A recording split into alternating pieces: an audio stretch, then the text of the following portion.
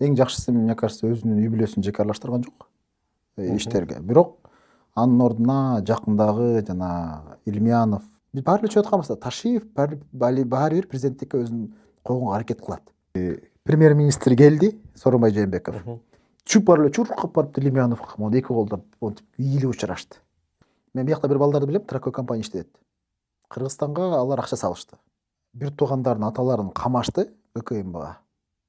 Анан $600,000 сурашты. Булар чогултуп берди. Ошентип ата энесин чыгарып алышты. Өзү бийлик алдырат экен да. Бийликти апайысы ала албайт. Апайысы бийлик өзлөрүнүн кетирген каталары менен анан бир күнү элди ошого жеткирет экен.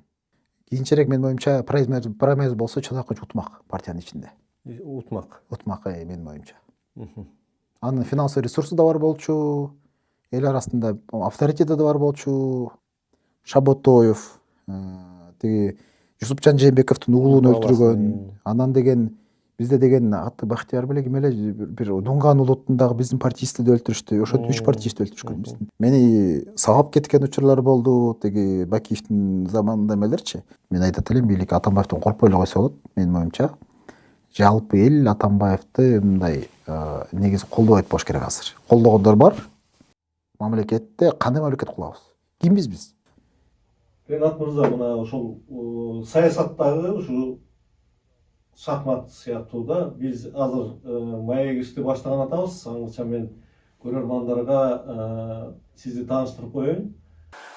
Modern Nomad компаниясынын негиздөөчүсү Ренат Самудинов биздин конок болмокчу. Анда мен алгачкы суроомду берейин.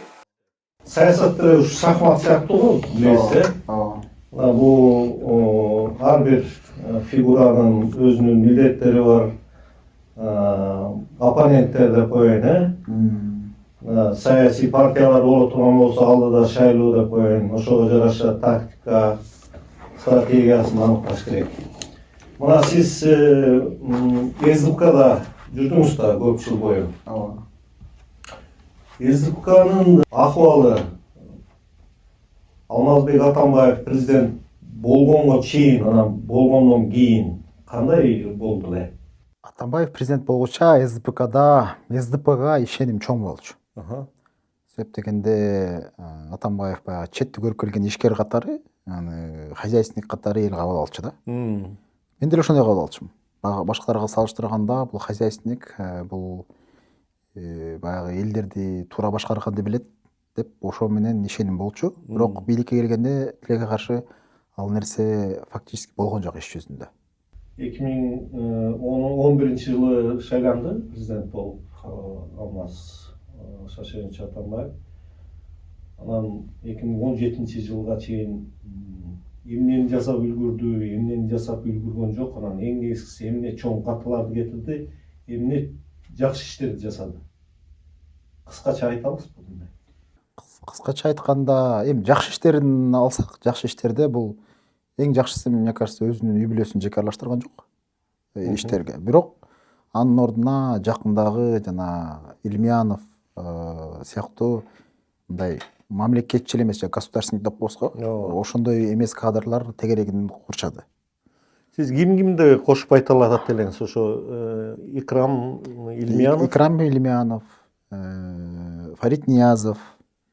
Фарид Ниязовду мамлекетчил эмес деп. Мамлекетчил эмес. Ал мындай журналист неме катары, бирок мамлекетчил эмес. Себеп дегенде бир дагы мамлекетти өнүктүрүү же мамлекетте бир туура система куруп коюнча бир да идеясын уккан эмеспиз.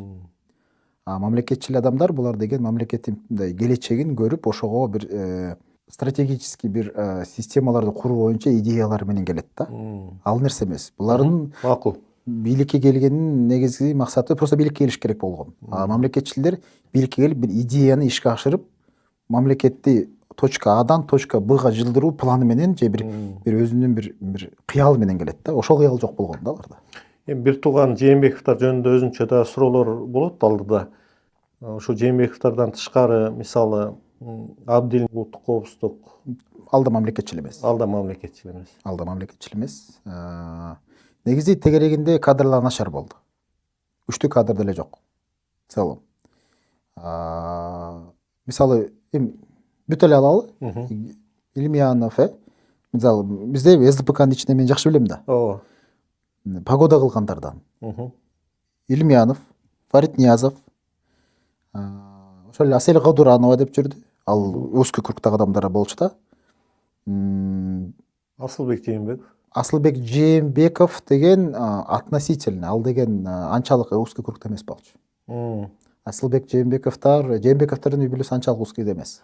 Сиз ошондо тиги Алмазбек Атамбаевдин мындай тегерегиндеги эң жакын адамдарды айтып атасыз, Ооба, эң тегерегинде кимдер менен кеңешип, кимдерге ошол ишенип жүргөн адамдар. Анан кийин бир определенный учурларда Чыныбай Турсунбеков болду. Ошол бирок ал деле беркилердей жакын эмес болчу. Ал да кичине мындай градацияда арыраак турчу. Сапар Исакович? Сапар Исаковду кийинчерээк жактырды окшойт исполнитель катары, бирок Сапар Исаковду деле прям ал Жээнбековторго караганда, Жээнбековторго анан Чыныбай Турсунбековго караганда жакыныраак болду. То есть Эми сизди алалычы, сиз ошондо СДПКнын катарына качан кирдиңиз, анан сиз жаштар канатын башкардыңыз да, ооба. Жаштар канатын. Анан менин эсимде калган сизге байланыштуу окуя ошол президенттикке СДПК өзүнүн талапкерлигин сунуштаган чоң жыйын филармонияда өткөн. Ошондо СДПКнын мүчөсү сиз Атургай шайланып келген болушуңуз керек. Ылдыйкы ячейкалардан, ошондо сизди киргизбей койгон да. Мына ошол жерден баштайлычы, эмне себептен ошондой болду? Эми аны айтыш үчүн биз артка барсак, кичине мындай болду да. Мен СДПКга 2004-жылы келдим. 2004-төн бери келип, мен ошол башында эми чын айтайынбы, мындай эмнеге келдиң, эмнеге СДПКны тандадың деген суроо болот. Ооба. Эмнеге тандадыңар эле чын СДПКны мен мындай башында ачык эле айтыш керек, мен бир идея менен тандаган эмесмин. Бири гана ал учурда Акаевга каршы чыгып жүргөн партиялардын бири болгондуктан, анан ошон үчүн эле кошулуп кеткен. Мен Аскар Акаевга каршы чыгып аткан 2004-жылы. 2004-жылы. Ошондо кошулгам, өзүм жап-жаш баламын. 11-ди жаңы өтүп аткан ушундай баламын. Спорт тренерим, маштыктыруучум ошол СДПКнын мүчөсү болчу. Раматылык айтыш болуп кетти. Анан ошол киши мени сунуштады, мен баягы саясатка кызыгып жүргөн үчүн го дейм. Анан ал мени сунуштады, ошентип эле аралашып кеткен. Мен анын ордуна Атамекен же башка ар намыс деле болуп кетмек ал учурдачы. Бирок биринчи просто идея жок болгон, бирок мен баягы СДПКга келгенден баштап, анан социал-демократия эмне, вообще социалисттер эмне деп мындай саясий катышатымды ошол жактан жое баштадым. Тренингтердин түрүнө бардым. Менде сертификаттан көп неме жок.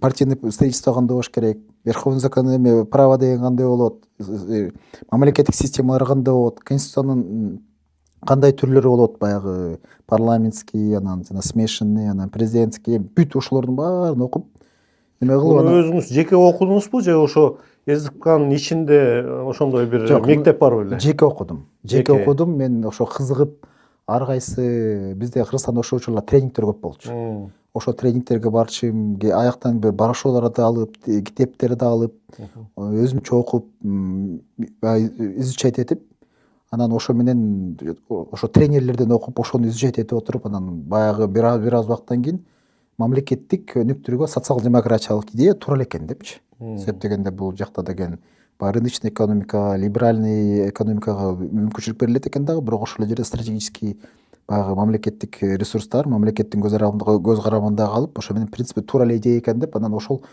идеяны өнүктүрдүк. Анан өнүктүрөй деп ойладым ушул ичинен. Андан тышкары эми Кыргызстандагы ошол учурда мен түшүнө баштадым, Кыргызстанда социал-демократ болобу, республика болобу, Атамекен болобу, же дагы кайсы болбосун, коммунисттер болобу, бирок партиялардын бири менен деле көп айырмачылыгы жок экен. Мындай бир лидер бар, лидердин тегерен топтолгон адамдарды партиясы болсо, ошол саясий партия болуп калат экен. Анан бул саясий партия мындай айтканда бир бийликке жетүү үчүн умтулган саясий топ эле экен да. Идеяга деле ишенич жок, ишенишпейт, принциптер жок. Анан ошондуктан СДПКнын ичинде мен баягы биз биринчи АПСте жүрдүк да, 2010го чейин. Анан АПСте деле катуу жүрдүк биз. Мени сабап кеткен учурлар болду, тиги Бакиевдин заманында эмелерчи. Анан ошондо Кайткан сабагына. үйдөн алып чыгып сабашкан. Үйдөн алып чыгып мындай болду. Жана Сиз дал ошо өзүңүздүн оппозициялык жүргүзгөн ишмердүүлүгүңүз үчүн сабалдыңызбы, э? ооба, мындай мен сизге точно айтып берейин. Мындай болду. Тарифтер көтөрүлүп баштабады. Ооба. Биз деген ар кандай акцияларды уюштуруп, жаштарды үгүттөп баштадык. Анан ошол жерде биз как раз форумдун астында электрошок деген оппозициядагы маанайдагы жаштар электрошок деген концерт уюштура баштаганбыз. Прям форумдун аңдайында. Анан 2 күндөн кийин эле ошол концерт болмок. Анан ошол концертке мага чалышты. Электрошокко мен балдарды алып келем. Бир мындай скрытый номер, незнакомый номер. Анан ал чалды. Анан чалып туруп мен балдарды алып келем деди. Кечки саат 9 чамалары кечки. Мен эми балдарды алып келет десе, ал учурда деген элдер Бакиевдин режиминен көчөгө чыккандан коруп калышкан, азыраак эл чыга баштаган. Сөткөндө аябай жесткий режим болбоду беле? Адамдарды өлтүрүп кеткен, биздин эле партиистен 3 партиистти өлтүрүп кеткен. Шаботоев, тиги Жусупжан Жээнбековдун уулун өлтүргөн. Анан деген бизде деген аты Бахтияр беле ким эле бир Дунган улуттун дагы биздин партиистти өлтүрүштү. Ошентип 3 партиистти өлтүрүшкөн биздин. Анан алар билет экен, мен кайсы жерде жашайм, кайсы магазин астынан жолугабы бүт аташты. Мага айтты, Асель Кодранын атынан чалып атам деди. Анан мен дагы ошондо Асель эжеге чалып, мисалы билип койсом болмок экен да. Анан мен өтпөй эле баягы идея үчүн жүрүп күйгөн эмесиң, баласың да. Анан макул деп эле чыктым да, бирок жанакы жол эмес, айланып барып тиги Аяна деген магазин болчу, 8-чи микрорайонда. Ошонун тияк капталынан барып карасам эч ким жок. Акырын бияктан өтүп барып карасам эч ким жок. Тигилер турабыз деген. Анан что-то подозрительный деп ана бир караңгы жол менен үйгө кирип баратсам, ага кармап алыптыр. Ренат сенсиңби деп туруп эле анан бытыратып жайып салышты да. Канча экен? 2-3 капкараңгы болчу. Көзгө сайса көрүнгүс болчу. Анан кийин 2-3 болду. Анан мен да астына жатып алып баягы кармашам деп ойлодум, бирок алым жеткен жок. Ошентип мана беттин баарын баягы тырык кылып мындай айрып тээп салышты. Концерттин астына сап алдым. Концертке өзүм бара алган жокмун. Жанакындай кебетем менен бет болбой калган такырчы. Анан анын астында эме болгон. Анын астында мага СМБнын девятканын начальниги ошол мага деген чалып айткан. Баягы биз оппозицион иштер кылып жүргөндө сен мага сөгүнүп айткан да, жөн жүр. Анан мен мыйзам чегинде иш кылып атам. Мен деген туура иш кылып атам деп анан баягы мыйзам сыйзамыңды уруп ойнобойм деп мат менен аябай мындай сөгүнүп сүйлөгөн. Анан ошондо баягы ошентип коркуткан. Эгер сен успокоиться ден соолугуң потеряешь деп. И бир аз күндөн кийин ошондой кылды. Мындай предупреждение реальный болгон, реальный кылышты. Анан ал кишини көрдүм, тиги СМБнын сотрудниги. Кийин СДБК билекке келгенде биздин партия менен, биздин кишилер менен аралашып кетти. Аралашып кеттиби? Мындай болду да, мен эң күйгөнүм баягы СДБКга биз бийликке өткөндөчү мындай секирип айта берейин. Ооба. Анан эпизод менен сүйлөшөлү. Драматлык бир киши кайтыш болуп кетти. Эски партиец, идейный партиец, оппозиция жүргөн партиец. Куран окутканы барсак, баягы мени сабаткан киши жүрөт. Партиецтер менен аралашып. Баягы УКМКда иштеген. УКМКда иштеген мени коркутуп. Кулов деген Объединенный фронтту уюштурбады беле? Ооба. Анан ошондо Канжар деген жаштар чыккан. Раматлык болот, Мукар Шалтакович. Ошол.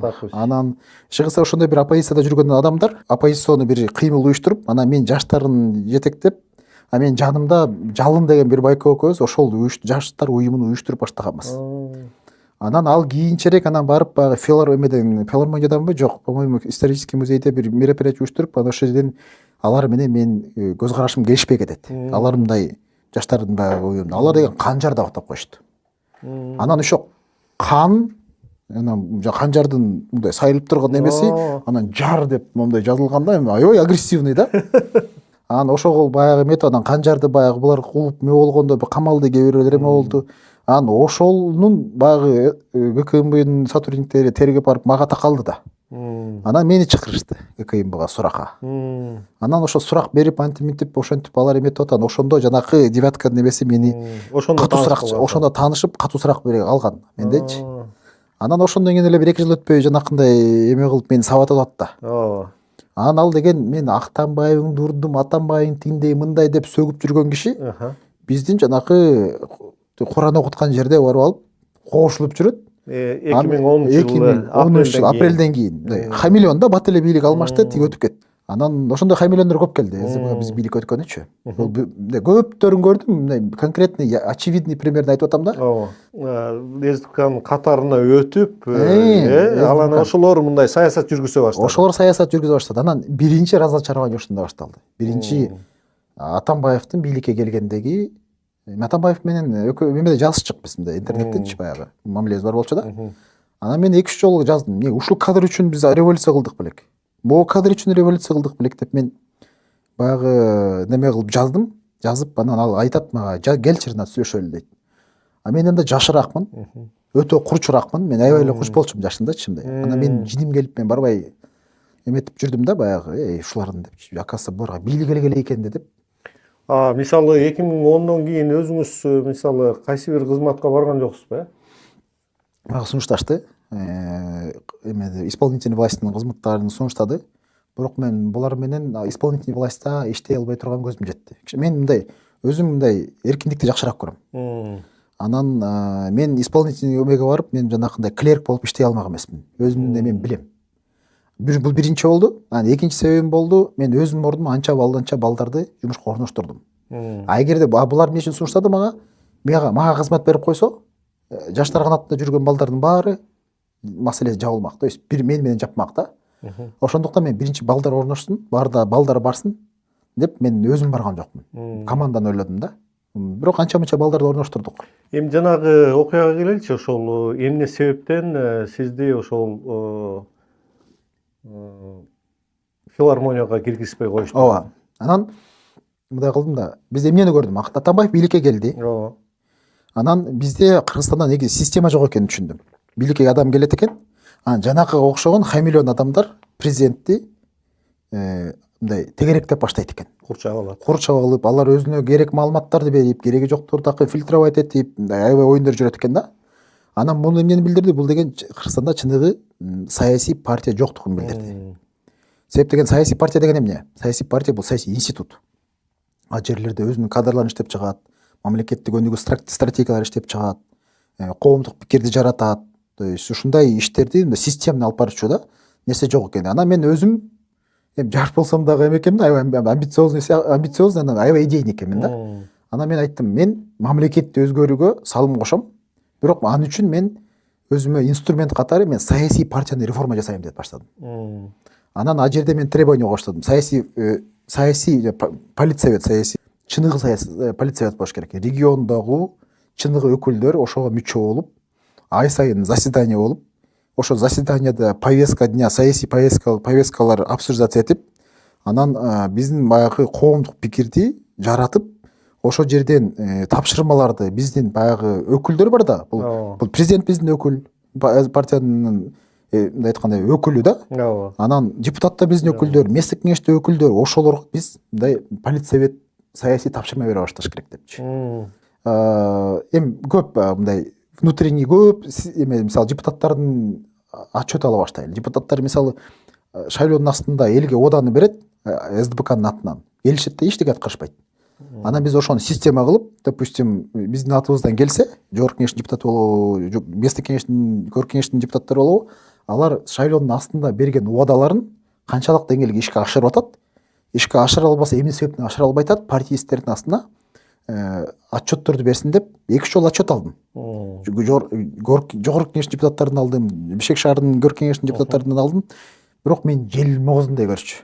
Ел жакчашпайды. Себеп дегенде мен алардан требовать этчимин, келе отчет бергиле депчи. Отчет бергенде мен укпайт да. Аны эмне кылам мен? Мен партиистерди чогултам. Алардын атына политсоветтин тияктуулардын депутаттардын атына кат жазам, толтура кол топтойм, анан кетирем.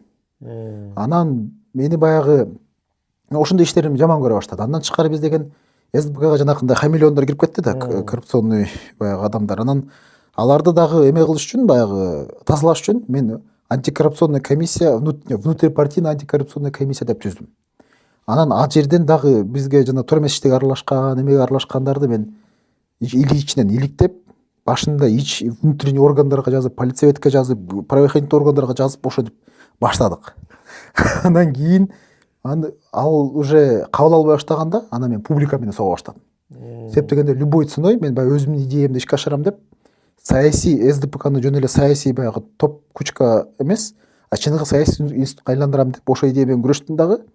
Анан ал идея ырбап күчөп келе берди. Анан аягында мени булар жаман көрүп жер могозуна көрө башташты. Ошентип анан жана аягында мени жана филармонияга кирбей койгону бул укпайт, бул өзүнүн принциптеринен тайбайт, бул бизге неудобный фигура деп, анан ошондуктан ошентип мени кирбей койгон да.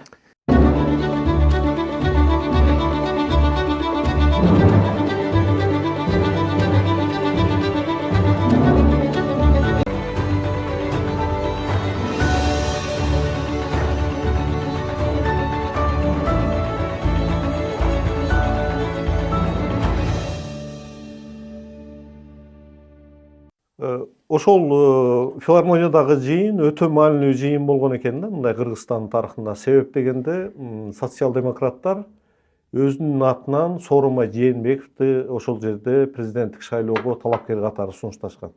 Эми ошол жерде анча-мынча драма болгон экен да. Биз укканбыз, коомчулукка белгилүү Чыныбай Акунович Турсунбеков раматтылык агабыз. Ал кишиге дагы Алмаз Шаршенович Атамбаев үмүт берген экен. Анан Кубанычбек Кулматовдун да аталып калчу эле да. Ичинен билген адам катары ошол процесстерди кимисинде шанс көбүрөөк эле, эгер мындай чыныгы ички партиялык күрөш болуп, Американын тилинде айтканда праймерис боло турган болсо, кимиси жеңип чыгышы мүмкүн эле. Ушул жерге бир кыстырма айтып кетейин. Биз Сооронбай Жээнбековду талапкерин алып чыкканда биз каршы чыкканбыз. Биз дегенде кимдер? Жаштар канаты, анан эски партиисттер.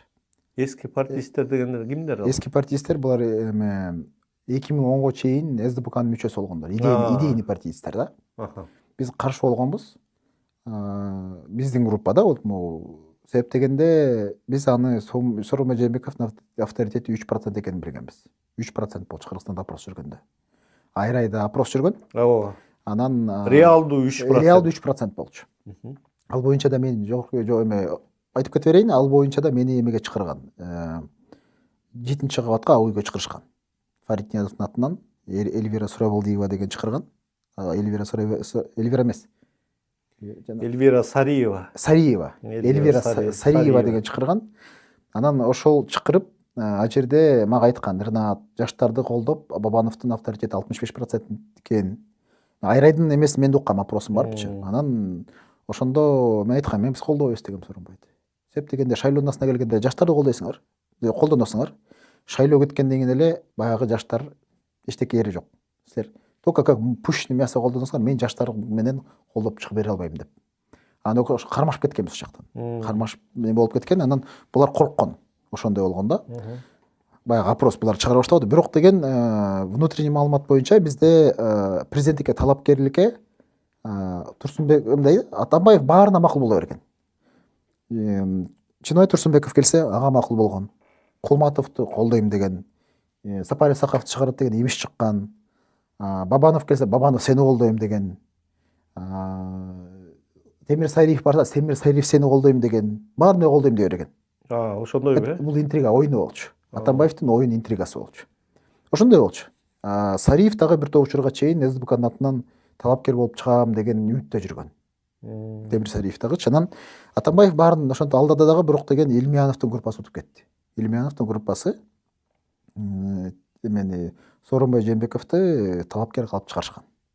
Эмне үчүн ошо Сооронбай Жээнбековду талапкер кылып чыгарган? Управляемый деген, ал акырын тыныч жүрчү да.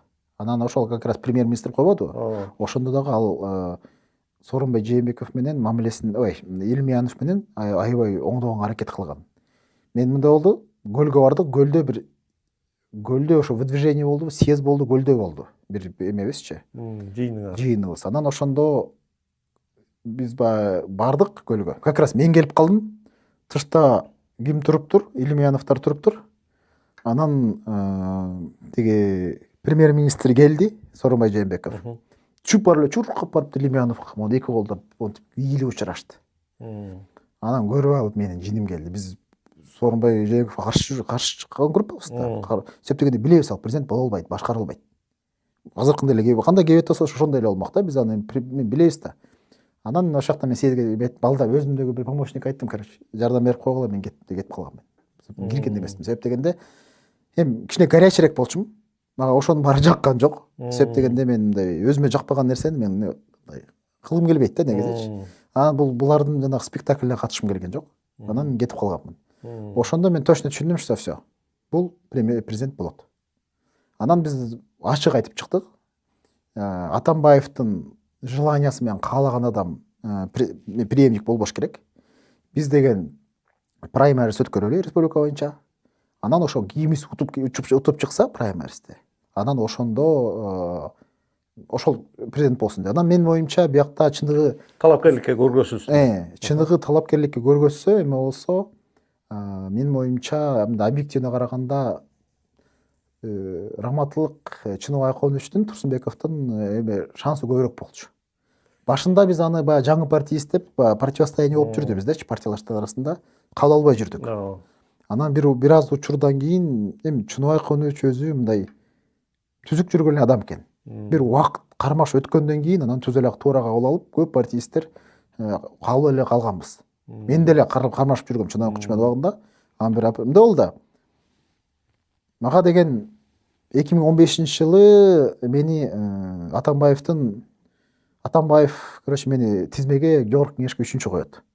Жогорку кеңештин депутаттыгына талапкерлик үчүнчү список. Социал-демократтардын атынан, СБКнын атынан. Анан мындай болду да, анын историясын айтып берейинби, кандай кызык история да. Ал учурда биздин начальник штаб Болот Отунбаев. Анан ал чакырды мени. Анан мен жанакындай ызы чуу эмелер менен жүрөм да, баягы темалар мененчи. Анан айтты: Ринат, тынчыраак болчу деди. Тынчыраак бол, пожалуйста. Сени вчера көчө собрание болду бизде. Узкий круг чогулду. Шеф Атамбаев өзү сени списокко 3-чү кой деди. Баарын айтты деди. Мага Ринат жамандап келбегиле. Бул бала давно заслужил. Себеп дегенде алар билет, мен 2010-жылы кылган историяларымды, эми ал чоң отдельный история. Бүт баары качып кеткенде мен командамен туруп бергем. Ал анын баарын билет. Анан кийин ошондо, короче, тынчыраак туруп турчу, сен списокко коюлдуң деп. Анан ошо менен мен ар кайсы партиисттер чакырып эле кафеге куттуктап башташты. Уккандарчы. Айттым: еще рано, отургула дедим. Рано. Дагы ойноп биздин партиянын ичинде ойноп кеткендер көп болчу да. Ойнолуп кетиши мүмкүн дедим. Анан ошентип анан ал эгиштүү болуп чакырды. Ринат, баары жакшы, Атамбаев сени колдоп атат, 3-чүсүң. Только тынч, ызылдаба деп атты. Мен айттым: болсокчу дедим, кебетем ошол дедим. Ушул кебетем менен мени 3-чү коюп атса, значит мен ошондой эле керекмин аларга дедим. Эгерде мен бүгүнкү күнү ошол депутаттык кресло үчүн мен деген баягы мышык болуп, өзүмдүн принциптеримди сатсам, анда мен өзүмдү сыйлабай калам дедим. Ошондо анан аягында тиги съездге калганда 3 күн калганда мени 77-ге тебишти да. Тияка ар жака тээп ме кылышты. Анан мындай ошондо мен эмени түшүндүм, что Атамбаев өзүнүн мындай точка зрениясын, өзүнүн ойлорун защита кыла албайт экенин түшүндүм. Тегереги башкарып калыптыр. Мындайча айтканда, Алмаз Атамбаев сизди 3-чү койду, бирок тегереги сизди 77-ге ыргытып калдыбы? 77-ге тепти да. Анан 70-ге ыргыдым. Анан ошондо мага деген айтып коюшту: аны Чыныбайкович кыл деди. Магачы, Рахматылык. Анан окей дедим, хорошо дедим. Мага такташ керек болду. Чын эле Чыныбайкович кылдыбы, эме болду. Анан как раз ошол звонок түшкөндөн бир 2 сааттан кийин Чыныбайкович форумга келатат деди. Анда жогорку кеңеште төрага болчу. Анан жана Кадиллак менен келди. Келгенде басып барып учураштуу: Чыныбайкович, сөзүм бар дедим. Жүр деди. Экөөбүз анда мындай кармашып жүргөнбүз да. Мага да мындай эметип жини келип, экөөбүз биз көргөндө ушундай болуп турчук да баягы. Анан кирип барып, анан кабинетке кирдик, кирип эле анан Чыныбайкович ушундай деп айтты. Фарид Ниязов айтты. Чынбы десем, айтты: Ринат, мен сага за да болгон жокмун, против да болгон жокмун. Экөөбүз мамилебиз келишпесе да мен сага киришкен жокмун. Ошол себептен муну менден көрбө деди. Бирок чын айттым да. Ошондо мен ишендим. Тигилердин оюн турбайбы дедим. Бул кишини подставлять этип. Анан ошондон кийин мен ал кишиге оюмду өзгөрттүм. Бул кишиде оюн, бул киши ага чейин ошентип көп чабыштырчу экен да. Мен подозрение болуп жүргөм, чабыштырып атат депчи. Анан мен прямо тактап алдым да мененчи. Анан ошондон кийин жакшы болуп кеттик. Эми жакшы болгондо кандай? Мындай Мамилеңер оңолду. оңолду да, түзөлдү да. Эми аябай жакшы деп айтпайм, түзөлдү. Мгм. Ошентип анан Чынай Акунч кийинчерээк региондордо барып, кыдырып, элдер менен сүйлөшүп, мындай Чынай Акунч баягы элдер менен мындай сүйлөшкөндү билчү. Элди өзүнгө тартканды билчү да. Ошол сапаттары бар болчу. Анан ошентип анан алынды ал. Алынып, анан кийинчерээк менин оюмча праймериз болсо Чынай Акунч утмак партиянын ичинде. Утмак. Утмак, менин оюмча. Анын финансылык ресурсу да бар болчу, эл арасында авторитети да бар болчу. Анан эгер колдосо алып кетмек. Эми ар түрдүү версиялар бар. Алмаз Атамбаев менен Сооронбай Жээнбековдун экөөнүн мамилесинин бузулганы боюнча. Президент болуп шайланды, экөө тең тиги резиденцияда жашап атат. Эмне себептен ушул экөөнүн ортосунда жаракка кетти деп ойлойсуз? Менин оюмча бул Атамбаев. Эмне маалыматыңыз бар?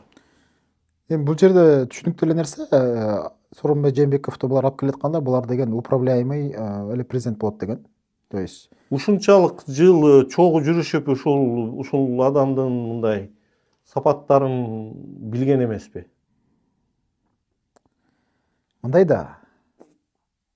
Жок, мисалы Сооронбай Жээнбеков мындайча айтканда партиянын ичинде канчалаган адамдардын мисалы кандай десем көз карашын же мурдатан калыптанган ал адам тууралуу пикирине такыр башкача мамиле кылдыбы ошондо? Жок, мындай болду да. Сооронбай Жээнбеков эч качан партияда лидер болгон эмес. Областты башкарган. Анан партиянын лидерине Атамбаевка бул мындай баягы мамилени эме кылып курган да, мындай жакшы көрүүнү максатында курган да. Ар дайым. Мисалы босс бар, анан тегерегиндегилер бар. Тегерегиндегилер постоянно босс деп турушат да. Анда учурда көп баягы ошол жанагы лидерлер, босстор ошондорго алданып калышат. Ал босс болуп калат. Анан ал президент болуп келди. Баягы мындай кичпейил, тили алчаак адам ошондой эле ойдон калат деп Атамбаев ойлоду да. Айтканын да аткарат. Ошол конфликттер ошондон башталды да. Мисалы деген Сапар Исаковду премьер кылды. Анан премьер кылып туруп, анан ошол аркылуу тиги өзүнүн кадрларымды коем деп, анан ошо кадровый эмелерде тиги Сооронбай өзүнүкүн коем деди. Өзүнүн командасы мененчи. Анан булар өзүнүкүн сактайбыз деди. То есть кимиз главныйраак экенибиз башкарабыз деп, анан конфликт ошол жактан башталды да. Эгерде Атамбаев башынан чын эле баягы мисалы ошол эле мисалы Турсунбековду койсо, же болбосо ошол эле Сариевди койсо, башка бирөөнү койсо, мне кажется, бул акыбалга жетмек эмес. Ал билмек, что тигилердин тиши бар, кармашат. Анан то есть ага жеткирип кереги жок, баары жообун берет. Алар мындай амбициозный да, баягы мындай өзүнүн ою бар. Сооронбай Жээнбековдун партияда жүргөндө өзүнүн ою бар, өзүнүн талаптарын мындай защита кыла турган адам деп айтыш кыйын болчу да. Лидер эмес болчу да. Эсиңердеби жанакы ал учурда Мырзахматов Оштун мэри болуп турганда. Сооронбай Жээнбеков губернатор болуп турган. Ошондо ыйлактап эле тиги Жээнбеков тиги Мырзахматов мэрге ал жетпей эле жүрчү эмес беле. Постоянно даттанып тиги эмеге СДПКга даттанып турчу. Мен өзүм мага даттанган. Айта берейин. Тиги эме бардык, Ошко бардык. Ошко мен баягы бир событиям бар, анан биз эми көп иштерди баягы кыдырчак да. Кыдырып ошондо барганда Мырзахматов муну кылып атат, тигини кылып атат, мындай кылып атат деп айтып койчу деп эме кылган да, мен баягы эмедечи.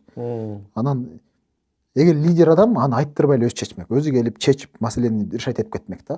То есть ошондой позицияда жүргөн адам анан премьер койсо ал башка чаап эле башкарам деп ойлогон да. Башка көзгө чаап эле башкарам деп. Бирок президенттин реальный креслосун алганда ал аныкы президентский креслода мамлекетте болуп аткан, болбой аткан иштерге ал жоопту. Кадрларды коет, койбойт, ал жоопту. Анан ошондуктан баягы Атамбаевдин мындай башындагы эме Сооронбай Жээнбековго болгон мындай тили алчаак Сооронбай Жээнбековго көз карашы ошондой болгондуктан гана конфликт болду дейм да. Эгерде деген аны берип салып түшөм, президент болдуң, бүттү, мен киришпейм десе, анда маселе болмок эмес. Дагы бир ошол Атамбаев менен Сооронбай Жээнбековдун ортосундагы чоң окуя бул Кой Таш окуясы да. Кой Таштагы ошол окуяга кандай баа бересиңер? Алмазбек Атамбаевдин мисалы кадамдары канчалык мисалы туура болгон, Сооронбай Жээнбековдун кадамдары мисалы ошол жерге атайын күчтөрдү жөнөткөнү, жанагынтип ок чыкканы. Менин көз карашымча эми элдер ар кандай ойлойт, бирок мен айтам, Атамбаев да жакшыбы жаманбы ал экинчи маселе, бирок Сооронбай Жээнбеков мындай мамлекеттик түзүмдүн башында турган президент. Жаманбы жакшыбы? Мен деле мисалы айтпайм, мен конфликт эң негизги ошол Сооронбай Жээнбековдун президент болбосун деген нерседе конфликт чыккан. Бирок ошого карабай мен айтам, что Атамбаев аны койгондон кийин аны менен мындай жеке кармашын мыйзамсыз поледан чыгарбаш керек болчу. Атамбаев тияка элин топтоп алып, жанагы баррикада түзүп алып, тиги атышам деп жана тиги курал жарактарды алып алган биз баарыбыз эле көрдүк. Баягы жанагы кум таштарды түзүп алып, тиги үйүнүн ичине баррикада жасап алган. Ал мыйзамсыз нерсе. Ал нерсе мыйзамсыз, андай нерсе болсо Америкада болобу, маяктан бирөө мисалы тиги ошондой кылып көрсүнчү. Жөн эле талкуулап ташташат. Бул деген конституционный стройду кармай турган официальный мамлекеттик бийлик. Аны эч ким, бывший президент болобу, террористтер болобу, ким болобу, аны күч менен алам деп ойлобош керек. Бул мыйзамсыз нерсе. Атамбаев ал жерден мыйзамды бузду. Ошон үчүн ал жерде жанакы болуп аткан процесстерге Атамбаев жоопту. Күч түзүмдөрү жөнөттү, потому что эми мындай да тиякта Атамбаевтар курал жалак менен кармашабыз, бийликти алабыз же бирдеме кылабыз деп атса, официальный органды жөнөтүш керек да. Мыйзам чегинде жөнөтүш керек. Мыйзам ошон үчүн алардын армиясы бар, ошон үчүн алардын немеси бар. Ошол ал мындай ал мыйзам ченемдүүлүк эле нерсе. Айла мындай тилекке каршы да. Бывший президент тем более, мамлекеттин башында турган адам, мамлекеттик түзүмдү мындай башка бир топ күч менен албашын жакшы түшүнө турган адам, албаш керек экенин жакшы түшүнгөн адам аны жасабаш керек болчу. Бул мындай нигилизм да, бул мыйзамды сыйлабастык да. Эми сиз Эздикканын мындай ички окуяларынын негизинде Кыргызстанда партиялардын акыбалына баа бердиңиз окшойт. Деги эле ошол азыркы шартта эми мына жогорку кеңешке шайлоо жаңы эле болбоду, мына 6-7 ай эле болду. Азыр партия деген таптакыр жыты да жок да, Кандай деп ойлойсуз? Бул партия деген нерсе Кыргызга же Кыргыз элине же Кыргызстанга жат нерсеби ушул? Же биз чыныгы партиялык мындай атаандаштыкты, чыныгы партиялык баалуулуктарды башыбыздан кечирген жокпузбу? Биздин Кыргыз мамлекетинде, Кыргыз элинин арасында мындай чыныгы партияны биз көрө элекпиз го дейм. Баягы бизде дагы эле баягы чыныгы саясий культура, саясий маданият калыптаныр элек деп ойлойм. Себеп дегенде Кыргызстанда мындай институт катары түзүлгөн партия негизи биз көргөн жокпуз да. Идея үчүн, идея менен күрөшүп, биз баары бийликке барсакмы, идеяны ишке ашырабыз, биз деген 10-20 жылдан кийин момундай мамлекетке айланабыз деп ошол идеяны сүйлөп бийликке келген мамлекет жок. Ой эме партия жок. Тиги лидерди жакшы көрөбүз, бул лидерди жакшы көрөбүз, тиги лидер жакшы сүйлөп койду, бул лидер жакшы сүйлөп койду деп эле бийликке эме алып келебиз да. Мындай же болбосо муну жаман көргөн үчүн муну шайлайбыз да. Мындай идея үчүн күрөшкөндөр идеяны алып чыккан жок. Мындай эме да, партия жок. Президент Садыр Жапаров да жакында бир интервьюсунда айтты да, шайлоодун алдында айтты го дейм. Ошо саясий партиялар орундарды кадимкидей эле 100 000, 150 000, 500 000 долларга чейин саткан убактары болгон да. Эми эч кимге жашыруун эмес. Биринчи ондукка киргендер мисалы 100-150 миңден өйдө беришкен да. 3 миллион долларга чейин берген убактарды мен өзүм жакшы билем. Ошондо бийликке келгенден кийин деп коеюн, ошо партиялар аны да көрдүк, Анда көрдүк. Мисалы ошонун бардыгы мисалы жалпы эл үчүн да мындай жаман үлгү болуп калды го деген ойдомун да. Себеп дегенде жана идеянын жоктугу ошол акчанын күчү менен бийликке келгенге шарт түзөт да. Идея жок болсо акчаң утат. А эгер идея жакшы болсо, күч болсо, акча биринчи орунга чыкпайт да. Биз көрүп атабыз, кээ бир мисалы округтарда кээ бир кандидаттар акчасы жок эле өтүп келгендер бар. Ал бир определенный бир идеяны алып чыгып атат. Бизде системный идея жок пока. Бирок ошол нерсе болуп атат да тилекке каршы. Алар эмне келет? Бизге тилекке каршы депутаттыкка өзүнүн бизнесин же өзүнүн бир байлыгын сакташ үчүн же көбөйтүш үчүн гана келишет. Себеп дегенде бизге келип алып идеяны аткарабыз, могул нерседен моюкка жетебиз деп бир мындай бир идеяны алып элди ошол идеянын тегерегине элди бириктирип, ошого элди заражать этирип, ошо менен бир момундай чоң волна болуп барган бир да учур көрө элекпиз. Анан ошол себептен элдер аз шайлоого барганда канча бересиң дейт. Мага көпүрө салып бересиңби? Мага трансформатор коюп бересиңби? Жол салып бересиңби? То есть өзүнүн жашоо шартын эптеп болгон баары айырмасы жок дейт. Азыркы парламенттин курамы боюнча кандай ой пикирдесиз?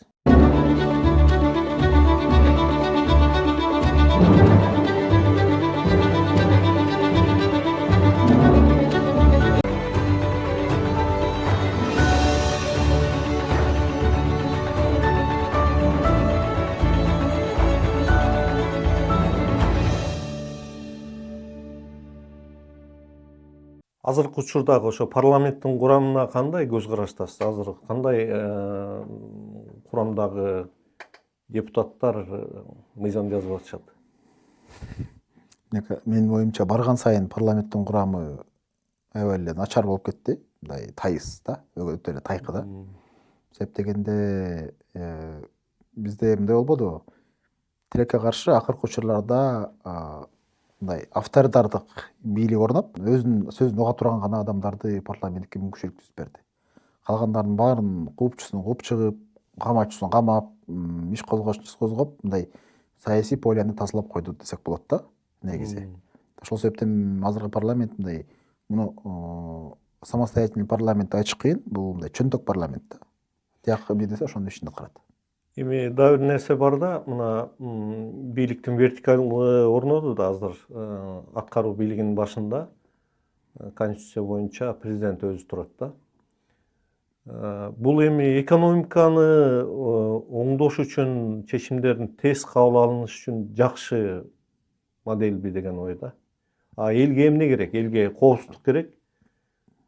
Курсага тойсо болду, анан анча-мынча шаан шөкөт керек да. Шаан шөкөт болуп атат, маски шоулар. Бирок деген мындай да, бийликке авторитарлык режим менен бат өнүктүрсө болот мамлекетти. Бирок бийлик башына алысты көрө алган, орусча айтканда жана просвещенный диктатор келсе, ошол учурда гана бир өнүгүш болушу мүмкүн. Просвещенный диктатордун максаты тез арада точка Адан точка Бга чыгарыш керек. Бирок бүгүнкү күндө болуп аткан учурларда мен бир идеяга, бир багытка умтулган деп айтыш кыйын. Менин оюмча азыркы бийликтин кылып аткан иштери, мне кажется, Кыргызстандын мындай таулуу жерлерине чапты да. Мындай тор эмес жерлер болду. Себеп дегенде, мисалы, Кыргызстанда азыр инвестиционный климат талкууланды. Көп инвестициялар, мындай бизнесмендер качып чыгып кетишти. Канча эгемендикти алгандан бери топтогон акчаларды болушунча максимально чыгарып кетип атышат. Азыр бизнес акчасын чыгарып кетип атат. Чыгарып кетти. Көп эле бизнестер чыгарып кетти. Канча бирок ошол убакта инвестициянын көлөмү өсүп атат деген дагы маалыматтар чыгып атпайбы? Инвестициянын көлөмү мындай да, инвестициянын көлөмү мындай акчалар бар, анан ак эмес акчалар болот. Биз билгендин мындай бизнес кылгандардын көбүнчөсүнүн кустуризацияга ишендик. Көп Кыргызстан эли. Анан ошо кустуризация менен чыгып кетти. Анан четтен келген бир непонятный мындай күмөндүү бизнесмендердин кирип атканын угуп атабыз. Бирок алар деген күмөндүү бизнесмендер эмне үчүн? Жана акчаны адалдаш үчүн киришет да көбүнчө учурда. Бул негизи мамлекеттик системдүү экономикалык күчтөрүүгө жатпайт да. Бул деген туура эмес нерсе болот. Алар акчасын адалдашат, чыгарып кетишет. Ал акча, алар анан андай акчалар деген баягы көпкө иш болбойт. Ошон үчүн бүгүнкү күндө эмнени көрүп атабыз? Кыргызстанда аябай чоң инфляцияны көрүп атабыз. Баардык нерсе кымбаттап атат. Ошолордун баары показатель ушул экономика өз тарабынан атат. Наоборот, бийликте көпкө отурам деген адам бизнеске шарт түзүш керек. Бизнеске вообще аралаштырбаш керек. Мындай жанакындай мамлекеттик органдарды, эмелерди кол салдырбаш керек да. Бизде эмне болду? Кустуризация болду. Кыргыздар эле.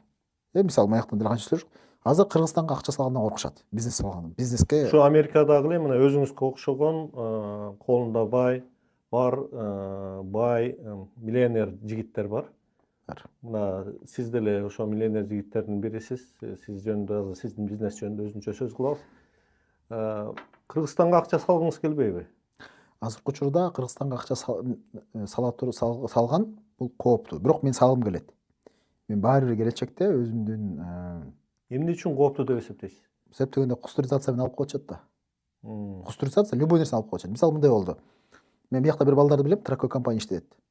Кыргызстанга алар акча салышты. Алар жанакындай баягы месторождение алышыптыр. Ошолорду келип салды. Анан анын бир туугандарын аталарын камашты ГКМБга. Анан $600,000 сурашты.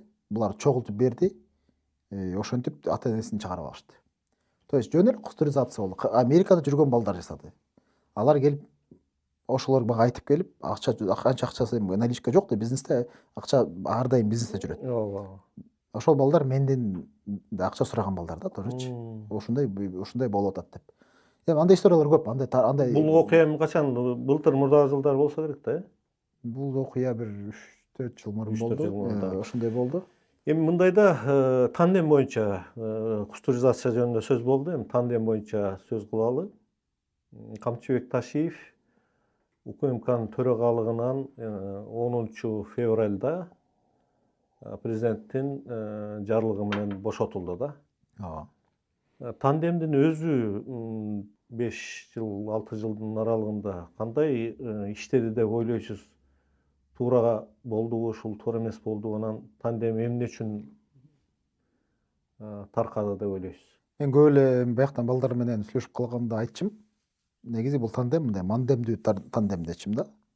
Себеп дегенде экөөнүн эң негизги максаты бийлигин бекитип, күчөтүп алуу.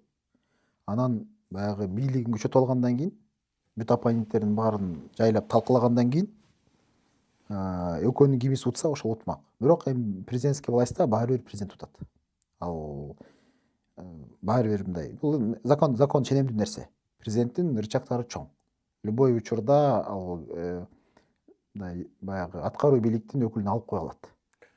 Сиз бир кызык ойду айттыңыз да, экөө баары бир мындайча айтканда бири-бирине каршы чыкмак, анан президент утмак депчи. Башында эле ошол мындай атаандаштык бар беле экөөнүн ортосунда? Мындай да, экөө бирикпесе, башкалар оппонент болуп буларды алсыздатып койгонго мүмкүнчүлүк болчу. Анан булар бирикти экөө. Тиги жанакы ГКМБнын башын алды, башына отурду дагы, анан булар экөө биригип барып баарын жанчыды. Мындай буларга мындай баягы коркунуч көрсөтө алгандардын баарын жеп жоготушту. Кустуризацияда ар кандай эмелер менен, кылмыш издер менен жоготушту да. Булар деген экөөтөн бийлигин күчөтүп, экөөтөн амбициозный адам. Ташиев буга чейин президенттикке койгон адам. Өзүнүн амбициозный адамдар да. Анан алар бийликке келгенде эмки шайлоодо биз баары эле чыгып атканбыз да. Ташиев баары бир президенттикке өзүн койгонго аракет кылат. Ал үчүн ал деген ошон үчүн жанакы тиги ГКМБнын баягы председательдигин ал деген эмеге трибунага айландырып алды да. Төрагалыгын өзү трибунага айландырып алып, ошоктон анан баягы гүпүлдөп аркачылап экинчи президентке айланып алды. Ошол себептен эгерде деген Ташиев президентский амбициясы болбогондо, ал унчукпай кыймылдамак. Унчукпай доосун колдоп отуруп, ошентип отуруп кыймылдамак. Мындай тигинин кыймыл аракети баары бир конфликт алып келе турган нерсе, мындай мыйзам ченемдүү келе нерсе болчу да булчу. Ошондуктан башында эле бул нерсе түнүктүү болчу, конфликт чыгат. Просто бул убакыттуу эле нерсе. Экөө күрөшүп бүткөндөн кийин, баарын жайлап бүткөндөн кийин, анан экөөнүн күрөшү башталат. Анан ошол күрөш негизи эми биз угуп жүрөбүз, башталган көбүнчө команданын ичинде. Команданын ичинде башталган деп көптөн бери угабыз туурабы? Эми ал ошондой нерсе. Ал жерде мисалы Атамбаев менен эле Сооронбайдын эмеси кармашы команданын ортосунда башталган да. Бул кадрды коем, тиги кадрды коем, бул коем деп. Анан биз билебиз эми Ташиев көп жерлерде кадрлардын өзүнүн кадрларын койгон. Көп немелер болгон. Анан ошо менен анан тиги президенттин Ташиев операцияга кеткенде алып койгондугу бул Ташиевдин чоочулагандыгысы да. Чоочулап туруп тигил операцияга жатканда анан өзүнүн досун жумуштан алып коюп атат да. Эми азыр Камчыбек Ташиев Кыргызстанга барды да. Ички иштер министрлигинде сурак берип чыкты. Салык кызматы атайын иликтөө жасап, Кыргыз нефтегаздагы мыйзам бузуулар аныкталды деп жарыялады. Ооба. Анын негизинде ички иштер министрлиги кылмыш ишин козгоп, Камчыбек Ташиевке жакын 4 адамды камакка алды да. Ооба. Мындан ары кандай бизди кызыктар күтүп турушу мүмкүн? Менин оюмча бул муну мындай Ташиевке багытталган рычаг катары кабыл алам. Ошол рычагды булар азыр коюшту. Эгер ошо менен управлять эткенге, ошондо управляемый болот да. Кааласа рычагды катуураак басат, кааласа кичине бошотот. Ошентип управлять этип турат деген немеге менин оюмча ошол. Кыргызстанда мыйзам иштесе, анда түшүнөт элем. Ой, бул нерсе мыйзам баягы чегинде козголду депчи. Бул саясий да. Саясий күрөштүн эле уландысы. Баягы ал тиги өзүнүкүн кетип аткан, алып бараткан, бул өзүнүкүн алып барып аткан. Анан анын баарын президент билген буга чейин. Жанакы расследованиялар болгон внутренний өзлөрүнүн немелерин жасаган. Эки жактын баягы бири-бирине каршы маалымат топтогону буга чейин уланган да жүргөн. Ошол себептен бул жерде баягы Ташиев канчалык коркунучтуу турса, ошого жараша иш болот ар жак болду. Буякта мыйзам, прям мыйзам иштеп кетти, анан эме болуп кеттиге ишенбейм мен. Мындайда Өмүрбек Суаналиев белгилүү саясатчы, күч органдарында көп жыл иштеген мамлекеттик ишмер. Ошол киши айтып атат, УКМК бул маалыматтар чогула турган жер. Бир дагы адам Камчыбек Ташиевке окшоп 5 жыл УКМКны башкарган эмес. Ал кишинин колунда маалыматтар, компромат деп коебузбу? Ооба. Өтө көп деп атат да. Кандай деп ойлойсуз? Садыр Жапаровда ошондой маалыматтар барбы ал кишиде деле? Менин оюмча экөөндө тең бири-бирине болгон маалыматтар, компроматтар бар. Экөөндө тең. Ташиевдин операциядан келип туруп, эртеси күнү дароо чыгып кетиши, менин оюмча ал деген келди, президентке жолукту, анан чыгып кетпеди кайра. Ошондо бир сөз болгон болуш керек. Тыш жүр дегенчи. Тиги чыгып кетип, анан кийин бир сүйлөшүү жүрүп болуп кайра келди болуш керек да, баягы жерденчи. Анан менин оюмча экөөндө тең компромат бар. Экөө тең бири-бирине мындай да болот. Түшүнүктүү да. Экөө мындай да эки дос десек. Анан досу операцияга жатканда досун алып коюп атса, демек аларда достук деле жок да. Дос чыныгы дос болсо, операциядан келгенде бирдеме кылып, эми сен барып тур деп экөө сүйлөшүп алып чечмек да. Бул жерде ошондуктан экөөдө да эч жагы эле достук жок кылган. Просто убактылуу бийлигин бекемдеп алгыча Садыр Жапаровго Ташиев керек болгон.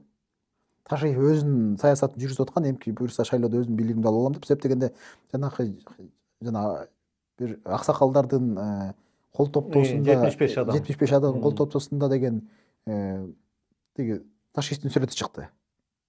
Кошо, эме менен. Ал сүрөттө Ташиев менен аларды билген эмесмин деп атпайбы?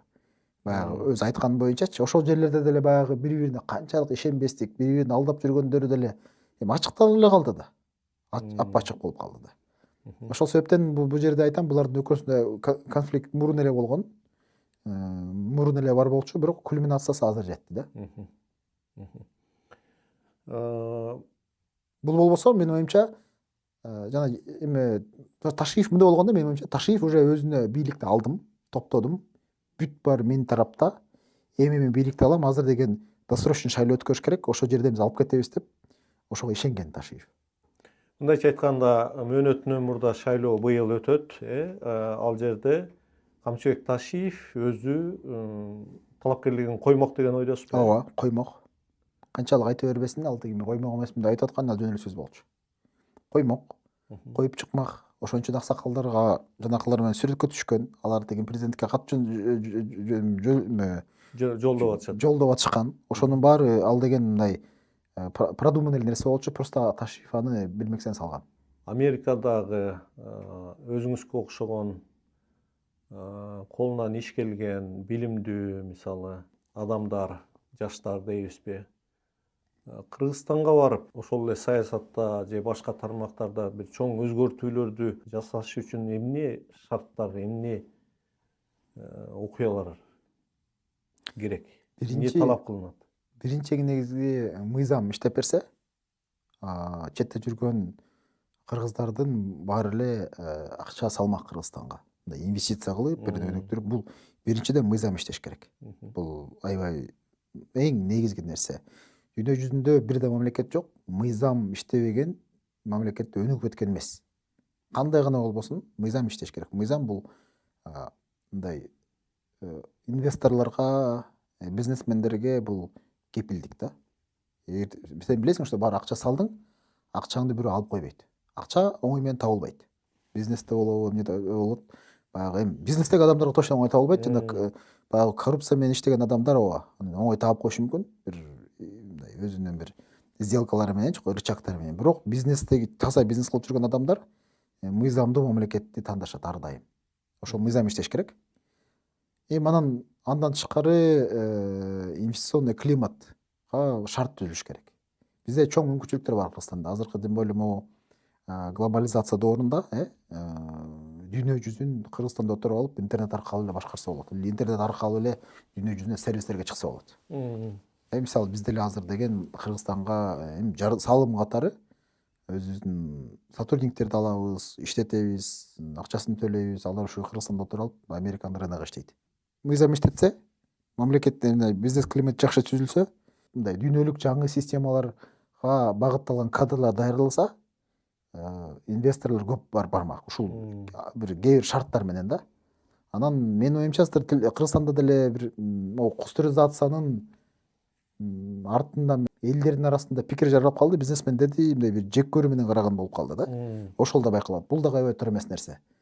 Бизнес акчасын салып, жумуш ордун түзүп метип атса, ошону мисалы кээ бирөө баягы көбүнчө сөйлөйт. Ал мындай уурдалып алынган, неме болгон акча депчи. Ооба, чиновниктер иш кылса мүмкүн, ал уурдалып алынган. Бирок бизнесмендер болсо, аларды колдош керек. Кытайдын өнүгүү секрети ошолдо да. Булар баягы Дэн Сяопин келгенде тиги ал деген бизнеске шарт түзгөн да. Айткан тиги жанагы мамлекеттик чиновниктер бизнесмен келсе, сен бизнес инвестордун сен секретары болосуң. Бүт кагаз иштерин шартты түзүп берип, анан ошол баягы бизнести орноштурасың деп. Ошол менен орноштуруу менен анан Кытай болуп кетти да. Ага чейин Кытай деген аябай начар жашаган да. Тиги Мао Цзэдун учурунда эмени алсак, анан ошо менен Кытай өнүккөн. Бизде деле ошондой ошолордон мындай баягы сабак алсак, ошолордун багытын алсак, бизде деле чоң мүмкүнчүлүк бар. Келиген Кытай турат жаныбызда, бир океан. Ал жерде дагы баягы, конечно, безопасностьтар төлөш керек, эмелер төлөш керек, дүйнөлүк рынокко чыгыш керекпиз. Негизи туура багыт алса, мен ойлойм, бат эле өнүксө болот. Мисалы ошо бизнеске шарт түзүү боюнча президент жаңы жылдан баштап ошо тыюу салган экен. Салык инспекциясынын төрагасы дагы айтып атат, ушундай шарт түзүлүп атат депчи. Бирок мына Аю холдингдин жетекчиси Шаршымбек Абдыкеримов алкогол ичимдиктеринен тышкары дагы башка тармактары көп тармактуу болчу да, анын бизнес. Анда курулуш бар болчу, айыл чарбасы бар болчу, кайра иштетүү бар болчу. Ушуга окшогон аябай өтө көп, мисалы тармактуу, көп профилдүү ишкана. Ал өзү мына жазып атат Facebook'та. 30 жыл топтогонумду мен 3 жылдын ичинде ошонун баарынан кол жуздум депчи. Ооба.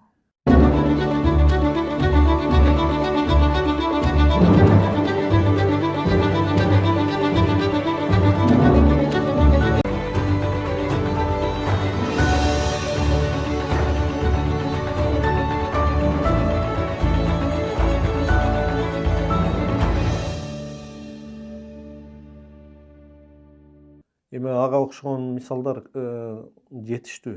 Эми ошолорду ошол кустуризация деп коелучу, ошонун алкагында тартылып алынган мүлктөр кандай болуш керек? Эмне болуш керек? Ошол эмне жумуштар жасалыш керек? Кайра ошондой ишкерлерге ишенимине кириш үчүн мамлекет.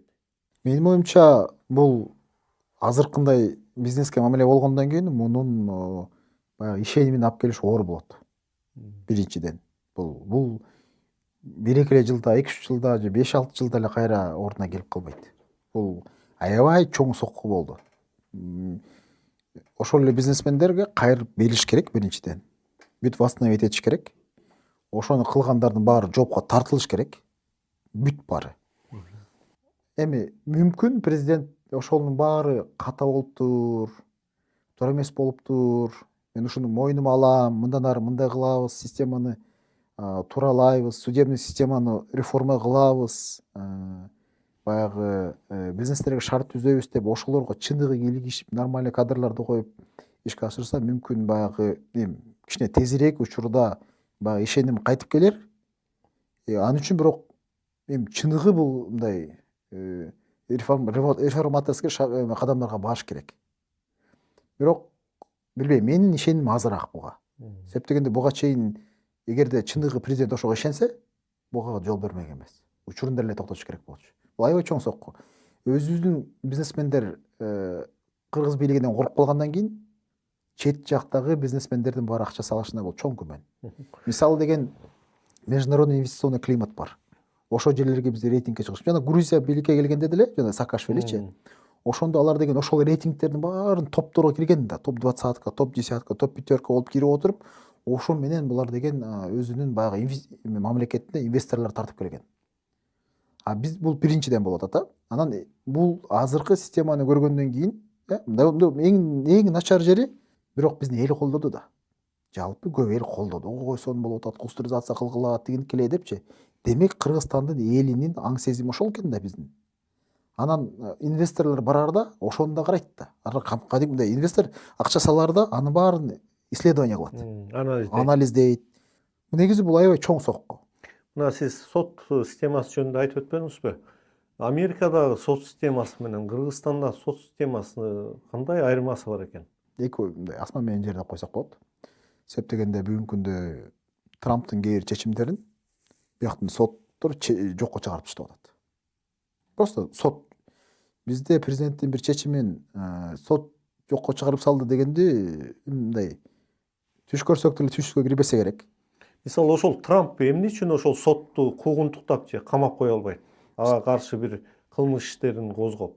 Себеп дегенде буларда саясий культура бар. Буга канча баягы кылымдан бери калыптанган саясий культура бар. Булар эгерде Трамп ошондой кылса, Трамптын авторитети, рейтинги түшөт дагы, эртең эле бийликтен кетип калышы мүмкүн. Мисалы промежуточный шайлоолордо утулуп калышы мүмкүн. Бул биринчиден да, элдин эмеси. Андан тышкары буларда саясий институттар калыптанган. Саясий институттар алардын Трамптын капризин ишке ашырбайт. Просто алар эртеңки буларда бул ошондой туура эмес иш кылуу не принято. Мыйзамга каршы иш кылуу не принято. Мисалы жана Трамптын биринчи сурогун билесиңер да. Бул деген мен шайлоону уттум. Тиги Байден утулду, менин шайлоомду урдап алды деп сүйлөп баштаганда, жанакы жадагасы анын жанакы Майк Пенс беле, жанакы ким эле, жанакы эмесичи, вице-президенти. Ошолордун баары Трамптын айткан сөздөрүн эчтекесин ишке аткарбай койду да. Жок, шайлоо бүттү. Мындай болду деп чечимдерин чыгарып салды да. Бизде эмне болмок? Бизде ошондой кылса, президент айтса, бүт Центральный избирком президент кандай айтса ошондой кылып жасап бермек. Булар жасабай койду да. Анан ошону жарыя кылганда айла жок дей кетти. Бирок меникини урдап алдыңар деп таарынып алып кетип калды да. Элдин саясий маданияты ошого жол бербейт экен. Саясий маданияты, саясий институттар булай чоң роль ойнойт экен да. Кыргызстанда тилекке каршы ошолор калыптана элек. Саясий институттар калыптана элек болуп атпайбы? Мисалы, сот системасы, соттун системасынан ичинен мисалы ошол эле конституциялык сот, канчалык эркин, канчалык көз каранды деген маселе бар. Прокуратура системасы мисалы, туурабы? Андан тышкары мисалы адам укугун коргоо системасы. ооба Же болбосо ошол эле ички иштер министрлиги, ички иштер министрлиги деле канчалаган мыйзамсыз нерселерди өздөрү токтотуп кое алат, туурабы? ооба Биякта мисалы полицияны эч убакта сатып ала албайсың да. Эми бардыр анча мынча, бирок 99% эч убакта полицияны бирөө сатып ала албайт деп ойлойм да. ооба Ошондуктан мунун баардыгы эми кандай, бул үчүн эмне болуш керек? Эл күрөшүш керекпи же бул өзүнөн өзү эле бир президент келип же бир акылман адам келип эле ушуну мындай орнотуп кое алабы? эми менин оюмча эки жол бар. Биринчи жолу эл күрөшүш керек. То есть элдин аң сезими кыйналып бир нерсеге жетип, жанагы принцип бар эмеспи, тиги чем хуже, тем лучше депчи. Мындай эл аябай кыйналып бир нерсеге жеткенде анан элде аң сезим ойгонуп, мындай кылбасак болбойт экенинен бир нерсе ойгонушу мүмкүн. Анан экинчиси эми көп учурларда бул жанакындай бир лидерлер келет да. Коомдук пикирди жаратып, туура багыт берип, элди ошол жака үндөп, жана саясий институт деген ошол да. Ооба. Ошондой лидерлер келип ошол өзгөртөт. Менин оюмча биринчиси күмөндүүрөөк, бул көп учурда редко бир коомдо өзгөрүү болот. А көп учурда ошо лидерлер келип анан ошолор багыт бере баштайт да. Просто менин коркконум биякта тилекке каршы могу азыр мындай элдин азыркы мындай светский саясатчыларга болгон ишеними жоголуп калгандай да. Биздин региондордо азыр исламизация күчөп атат. Анан радикальный исламизация күчөп атат. Анан ушундайда жанакындай радикал исламисттер колдонуп кетпесе болду да. Эгерде саясий окуялар өзгөрүп кетсе, тилекке каршы бир харизматичный бир радикальный исламисттердин өкүлдөрү чыгып, биз бул мамлекетке халифат курабыз, биз деген шарият менен жашайбыз деп бир харизматичный лидер болсо, ошону эл колдоп кетиши мүмкүн деп болуп турат да. Себеп дегенде светский саясатчылардын баары мындай биздин саясий система банкроттукка алып келди. Ишеним жок. Жашоо кымбат. Анан алар ошондой кыйналып турган эл ошондой учурда бир мындай шариятка, Кудайга жакын темаларды сүйлөп, бийликке келип алса колдоп кетиши мүмкүн. Бул аябай кооптуу тема да.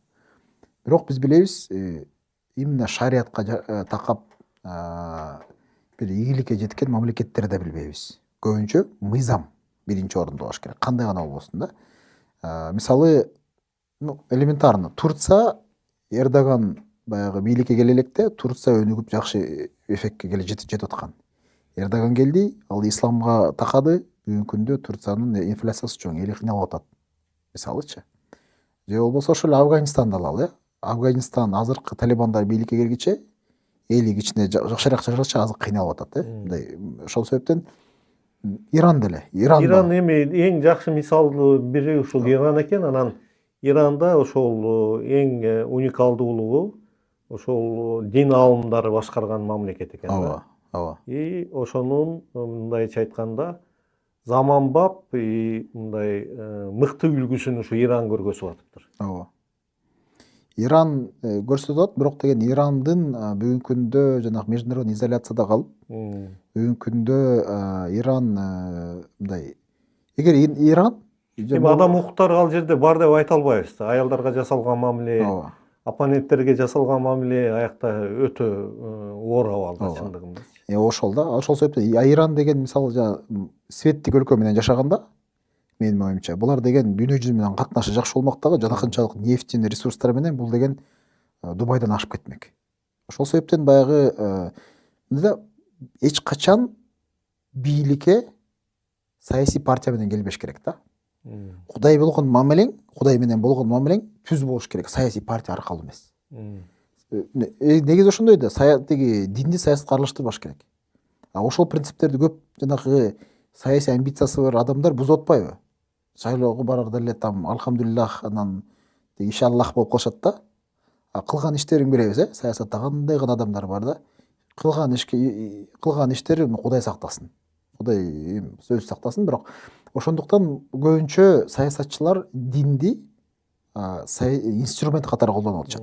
Мен ошондойлорду көргөндө аябай мындай бир раздражение болом да. Бир маселе ушул жерде бул билим берүү да. Билим берүү, элди агартуу, көгөртүү дегендей, ушул билим берүүнүн абалы кандай Кыргызстанда азыр? Кандай баа бересиз? Билим берүүнүн абалы бизде мындай болду да. Бизде советтик система калгандай, баягы система мындай өз системасы. Анан содержанияда современный бир мындай эпизоддук нерселерди кошуп койгон. Кошулган. Бирок системдүү түрдө мамлекет мындай мамлекет бул келечекте кадрлар даярдап эле да. Мисалы, биз деген четко түшүнүш керекпиз, 11-дү бүткөн же институт бүткөн бала кандай билимге, кандай талаптарга жооп бериш керек. Талаптарга, навыктарга орусчачы, ошолорго жооп бериш керек. Мисалы, жогорку окуу жайын бүткөн бала Кыргызстандын ичинде эмес, дүйнөлүк конкуренцияга туруштук берип, өзүнүн баягы оокатын тың кылып кете алыш керек. Ошол деңгээлге аны кандай келет? Ага жетиш үчүн биз садикте система образования, садикке чейин ата-эненин воспитаниясы башталыш керек да.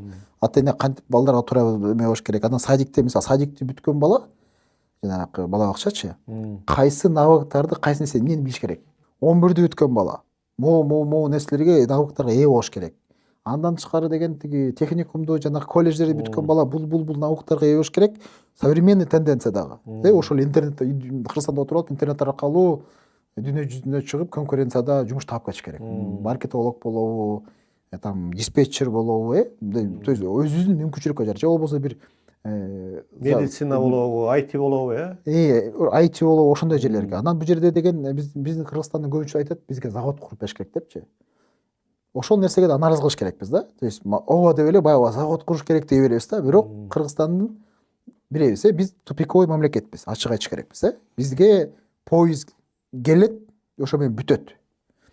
Ошо тупиктен чыга турган болсок, анда биз завод курсак болот. Бизден производство болгон товарлар дүйнөлүк конкуренцияга чыга албайт, себеби биздин баа кымбат болуп кетет. Демек кылсак, биз кыла турган болсок, анда биздеги уникальный товарларды чыгарыш керекпиз. Ошо кымбат баада башка жаныбызда Кытай бар, Кытай товардын мекени го, ошолордон өзгөчөлөнүшүбүз керек болуп атат. Ооба, өзгөчөлөнүш керекпиз. Ошол себептен баягы бизде мындай саясий партиялар, баягы мамлекеттик адамдар Кыргызстандын келечегин көрө албагандыктан, мисалы 10 жылда, 20 жылда, 50 жылда кандай мамлекет болот турганын көрө албагандыктан, азыркы кадрларды, азыркы билим берүү системасындагы кура алышпайт да, көрө алышпайт. Келечекте, мисалы, айтпаймынбы, кандай навыктарга ээ болуш керек. Мисалы, биз азыр четте жүрүп көрүп атабыз, Кыргызстанга, мисалы, диспетчер. Техникумда юристти, же болбосо вузда деле юристти, экономистти окуткандан көрө, айтыштерди койгула, дүйнөлүк рынокко чыгып, Кыргызстанда отуруп алып, программаны жазып берип, дүйнөнү башкара берсин, тейлей берсин. Же болбосо диспетчер болсун. Же болбосо дагы жана колл-центрлери бар, Мисалы, бүгүн Америкада жүрүп алып биз билебизби, индустар, тиги Таиланддын өкүлдөрү, ошолордун баары колл-центр курушат дагы, өзүнүн мамлекетинде отуруп алып, дүйнөнү башкарып атат. Дүйнөгө сервис кылышат. IT боюнча калыс сөз айтып коюш керек. Азыркы бийлик көп нерсени жасап койду чындыгында. Жана жогорку парк аны көптөн бери айтып келишкен, ал түзүлдү. Мисалы, көп долбоорлорду колдоп берди чындыгында. IT жагынанчы. Мамлекет бул жагына жакшы эле көңүл бөлгөнгө аракет кылып атат. Эми өзүнүн деңгээли, өзүнүн түшүнүгү, өзүнүн жеткен чамасына жараша мамиле болуп атат да.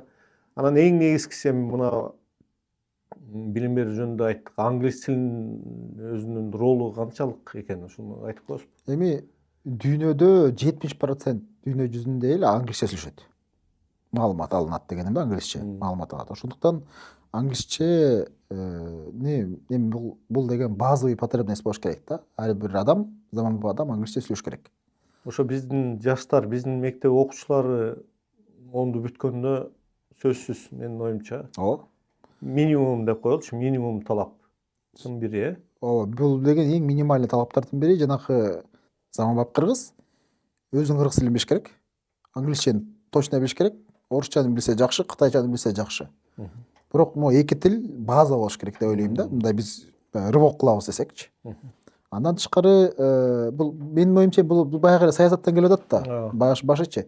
Бизде Кыргызстандын келечегин мындай көрө ала турган, келечек 10 жылдан Кыргызстан момундай мамлекетке айланабыз деген бизде мындай түшүнүк жок жалпы элде. Даже саясатчыларда жок. Баары эле интрига менен көрүшөт, Мен айтып кетейин деп атам, бир мындай эң маанилүү нерсени, мисалы, Биз кыргыз эли өзүбүздүн келечекте эмне болду билбейбиз, бирок биздин орубузга башкалар билет.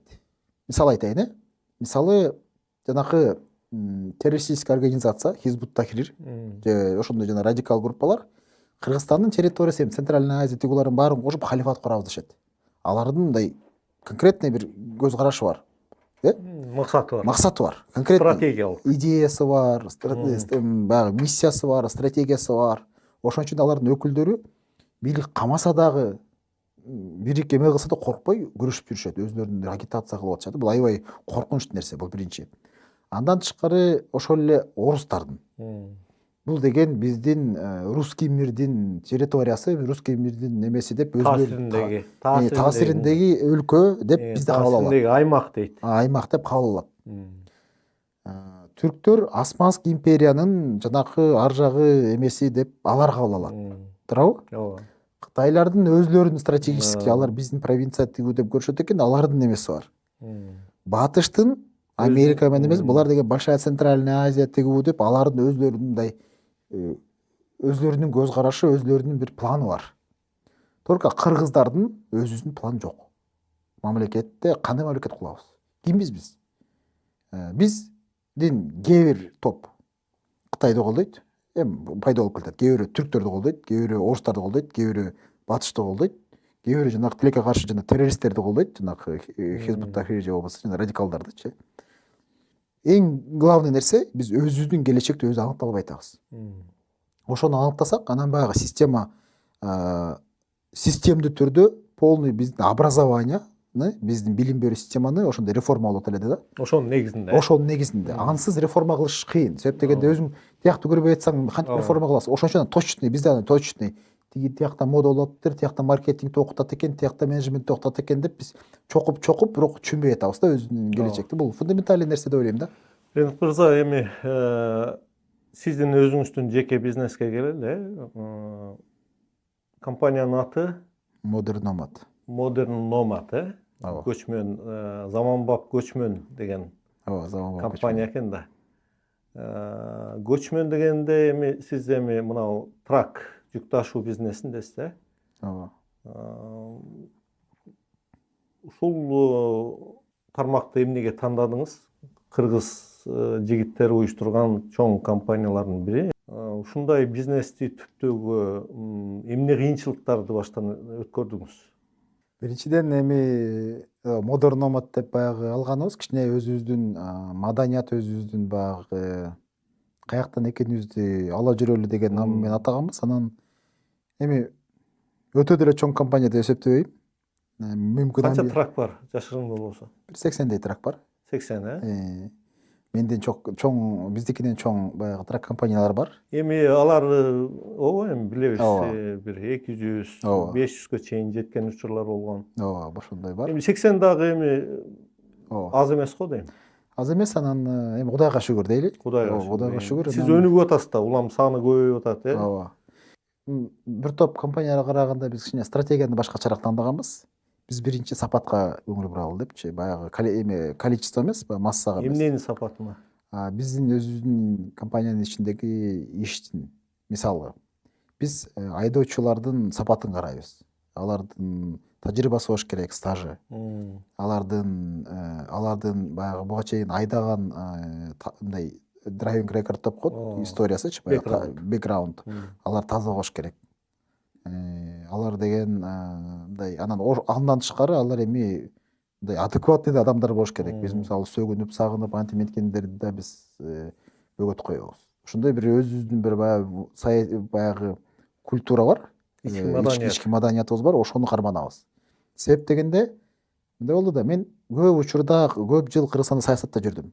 Саясатта мен баягы бийлик үчүн же байлык үчүн жүргөн жокмун. Себеп дегенде мен бийликке же байлыкка барам десем, Кыргызстанда мындан көбүрөөк акчаны тез убакытта таба алмак болушум керек. Аякта билесиңер, жанагы сен президентский компаниянын составдык команданын мүчөсүндө болсоң, бат эле бир канча айда миллиондорго чыксаң болот да, баягы жанакындай левый схемалар мененчи. Бирок мен алардын бирөөсүнө жолугон жокмун. Анан аякта мен идея үчүн күрөштүм. Анан ошол эле нерсени, ошол баягы миссияны, кыргыздын баягы желегин желбиретүүнү, аяктан жыкылып жүрсөм, мен бияка келип алып, бияктын кыргыздын желегин желбиретели деп, бирок кыргыздын желегин желбиретиш үчүн биякта биз анда сапатка жооп бериш керекпиз. Сапаттуу болуш керекпиз.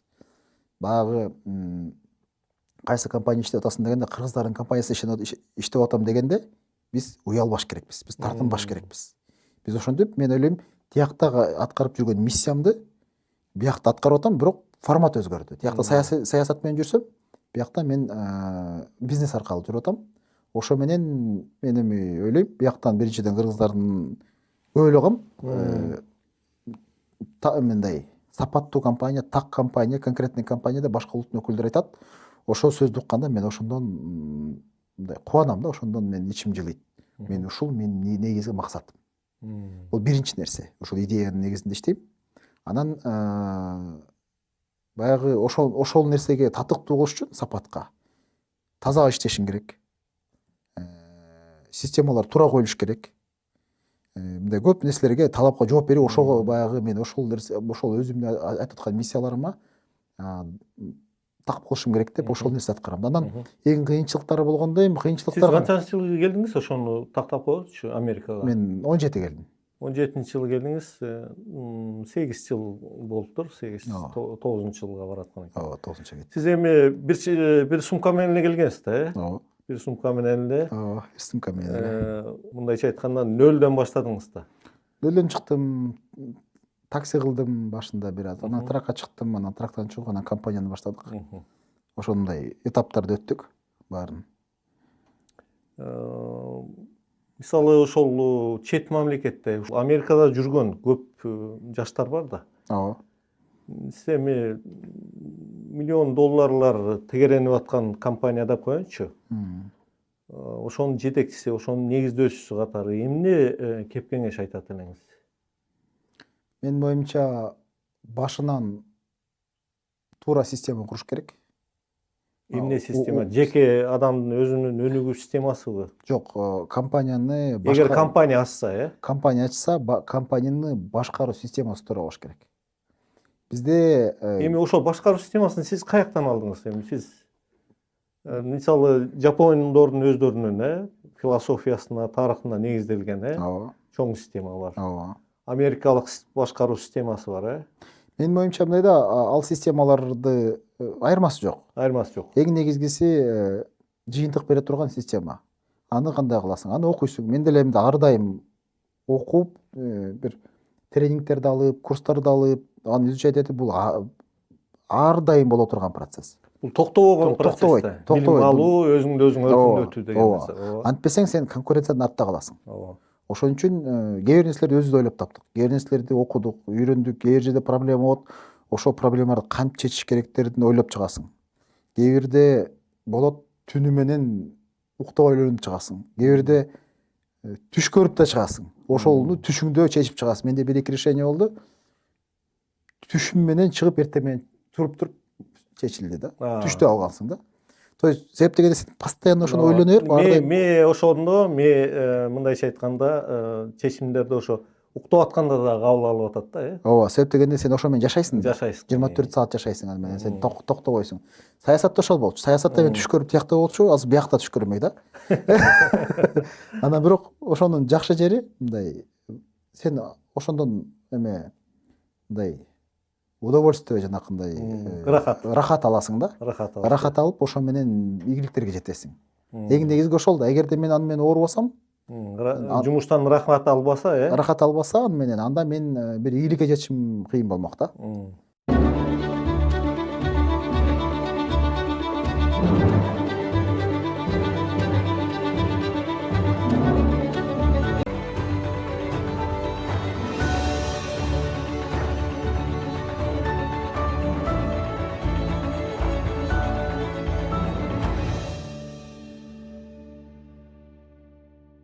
Бир нерсе да, мынау кыргыз жигиттер уюштурулган эле компаниялардын ичинде ошол компаниянын уюштуруучулары менен айдоочулардын ортосунда былтыр бир мындай пикир келишпестиктер болду да. Мындайча айтканда, бул жерде дагы алдоо барбы ушул кыргыздар ичинде? Бул жерде дагы мисалы баягыдай мыйзамсыз иштерге баруу учурап атабы? Бар, тилекке каршы бар. Кээ бир компаниялар мындай да, кээ бир компания курганда акча үчүн курат. Эми көбүнчөсү эле акча үчүн курат. Ооба. Анан акча үчүн курган компанияда көбүнчө ошо акчага күрөш болот да.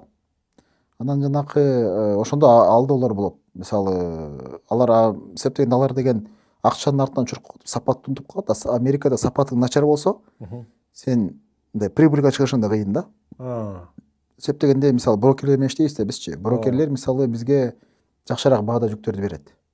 Алардын рейтинги начар болсо, алардын мындай репутациясы начар болсо, аларга арзаныраак бериши мүмкүн. Анан ошол учурларда күрөштөр башталат да, ошондойчу. Ал баягы ар бир адам ар кандай курат, бизде бирок тилекке каршы ошол бизде бизнес курууда биз мындай алысты ойлоп, бир система аркылуу бир ийгиликке жетели деп мындай ошо система маданиятыбыз жок экен. Бизнес куруу маданиятыбыз. Септегенде чын эле биз баягы акыркы учурларда бир мындай көчмөн болуп, анан биздин элитабыз кырылган да бир учурдачы. Анан ошол себептен мүмкүн баягы бизде берилген эмес ошондой баалык. Тем более Советский Союз келгенде баягы 70 жылда биздин жанагы бизнеске эмелердин баарын талкуулап салган, карап салган. Анан ошол себептен бул мындай объективный нерсе. Ошондуктан биз ошону түшүнбөй эткенибизде биз азыр бир күндө же бир мындай кыска убакытта байып кеткенди ойлонот экенбиз да. Чындыгы бизнесмендер алысты ойлонот. Ал 1 жылда, бир 5 жылда байып кетем дебейт. Акырында карап отуруп, анан ошо менен жанакындай гигантский компаниялар кылып. Ошондон Америкада мисалы 1800-жылдан бери, 1700-жылдан бери деген компаниялар бар да. Укмуш булардын тарыхтарда ата бабасынан калган. Булар ошого мындай ошондон булар мындай ошо менен сыймыктанат экен да. Анан биздикиндей жанакындай однодневка компанияларда да эмелер бар. Ошондой бар. Мен өзүм деле душар болгом учурунда. Эми аттарды атабай эле коеюн. Анан бул бир жагынан компаниялар да бар. Анан экинчи жагынан бизде айдоочулар тараптан дагы мындай кээ бир учурларда калыс эмес мамилелер да болот. Ал жагын айтып коюш керекпиз. Баягы баары эле бир тараптан эмес дегеним да. Эми сиз айтсаңыз, ошо кыргыздар көппү сиздин компанияңызда же ар түрдүү улуттарбы? Биздин компанияда ар түрдүү улуттар аралаш. Мен ошол жана өзүмдүн YouTube каналымда же болбосо Instagramда алып барганда мен орусча алып барам. Ал үчүн мени кыргыздар урушат. Сен орусча сүйлөйсүң, кыргызча сүйлөйсүң депчи. Кыргызчаны сонун эле сүйлөйм, угуп атсаңар. Бирок бул деген баягы бизнесте мындай бизнес үчүн тандалган тили да. Эми сөзүбүздүн башын жанагы саясий система, партиялык турмуш жөнүндө баштадык го. Алмазбек Атамбаев азыр чет мамлекетте, укканыбызга караганда Испанияда да. Былтыр кайрадан бир чоң кызуу талкуулар болуп кетти. Жана шайлоолорго байланыштуу. Өзүңүздүн мурдагы партиялаштарыңыз же сиз азыр дагы эле СДКнын мүчөсүсүзбү билбейт экенмин аны. СДКнын мүчөлүгүнөн мени чыгарып салышкан. Чыгарып салган, Мурдагы партиялаштарыңыз деп коеюн, анда Темирлан Султанбеков, Кадыр Атамбаев, Ирина Карамушкиналар азыр абакта жатат да. Ошол эле маалда Алмазбек Атамбаевдин бир баласы жогорку кеңеште депутат да. Кандай деп ойлойсуз? Мындан ары кандай болушу керек? Ушул абал эмнени түшүндүрөт? Эми биринчиден биз билебиз баарыбыз эле азыркы ошол Карамушкина, Темирландын, анан тиги Кадыр Атамбаевдин камалышы бул саясий эле себептен камалган. Күнөөсү деле жок деп ойлойсуз? Күнөөсү жок. Атамбаевдика рычаг катары эле камалган нерсе баягы. Анан менин оюмча бул бийлик Атамбаевден коркуп атат. Мен айтат элем, бийлик Атамбаевден коркпой эле койсо болот, менин оюмча. Жалпы эл Атамбаевди мындай негизи колдобойт болуш керек азыр. Колдогондор бар. Бирок деген Атамбаевди президент кылып деп коркпой эле коюш керек деп ойлойм да. Ал эми мындай Атамбаевди орусча айтканда битая карта. Кантип мамлекет башкарат экенин биз баарыбыз көргөнбүз. Ошибкаларын баарын көргөнбүз. Анан мен опять өзүмдүн деңгээлимде ойлонушум мүмкүн. Андай адам келип башкача башкарып кетет деп айтыш кыйын. Азырчы. Ошол себептен мен ойлойт элем баягы элдер Атамбаевга ставканы койбой, жаңы башка бир жашыраактарга ставканы койсо, ошол туурараак болот.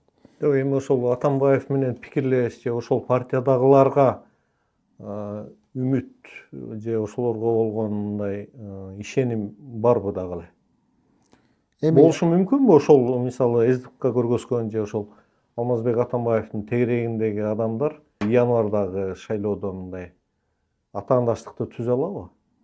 Азыркы бийликке. Эмки жылыбы? Мына январда 10 ай калды. Ооба. Менин оюмча түзө албайт.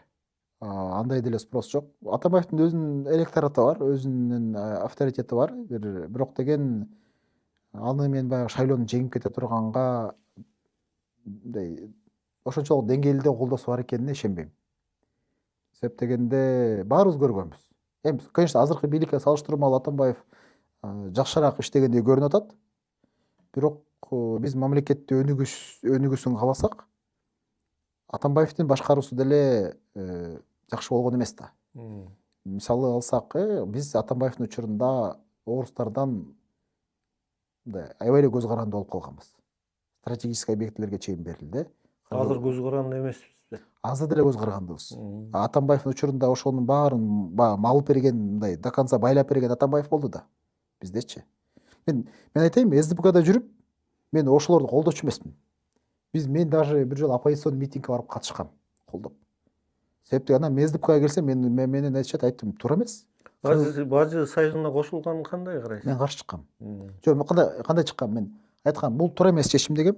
Эгер кире турган болсок, по-любому болуп атса, анда биз аябай жакшы преференциялар менен кириш керекпиз. Бажы союзуна кирсек, биз Дордойду өлтүрүп алабыз.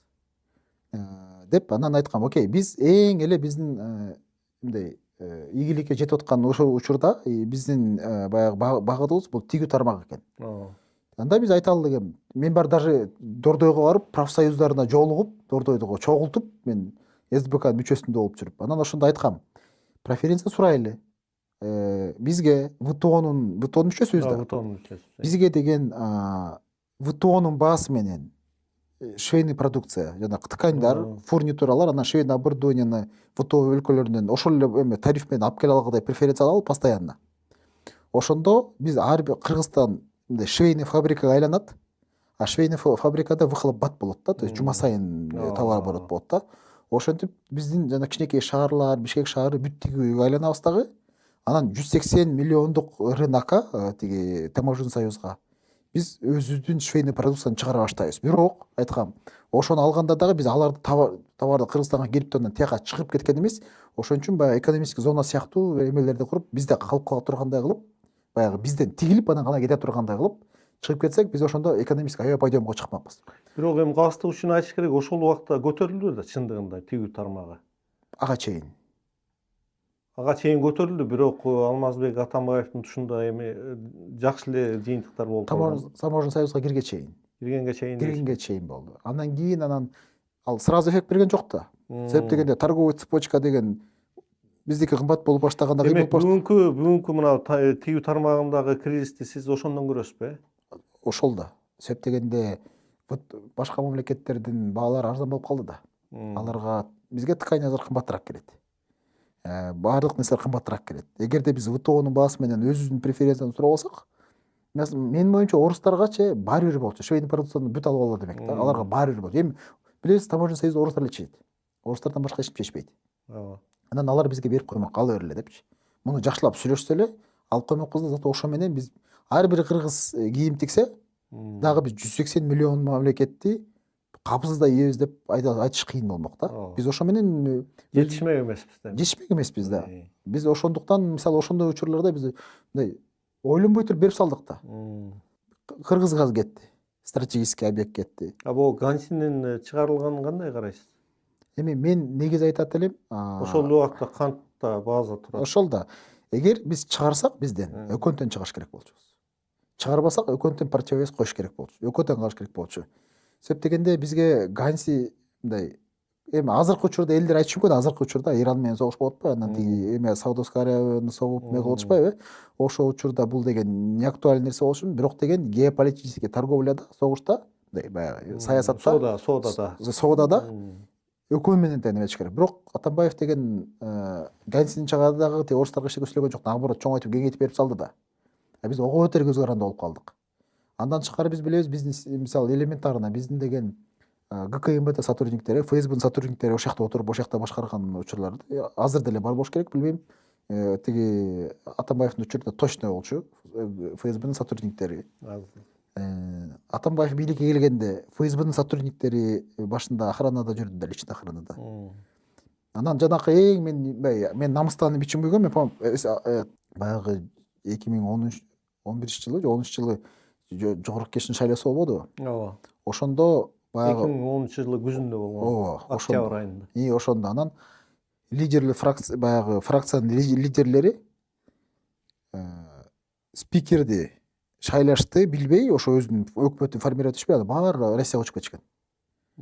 Анан Атамбаев кошо учуп кеткен. Ошондо баардык учуп кеткен. Анан ошондо мен ошол жерде айткам, СДБКнын мүчөсү катары эле бул саткындык деп. Кыргызстан Эми ачыгын айтканда айрым партиялар түздөн түз акча алып эле келди да. Ооба. 2010 жылы шайлоодо бир партияны билебиз, анын эч ким. Ооба, билебиз.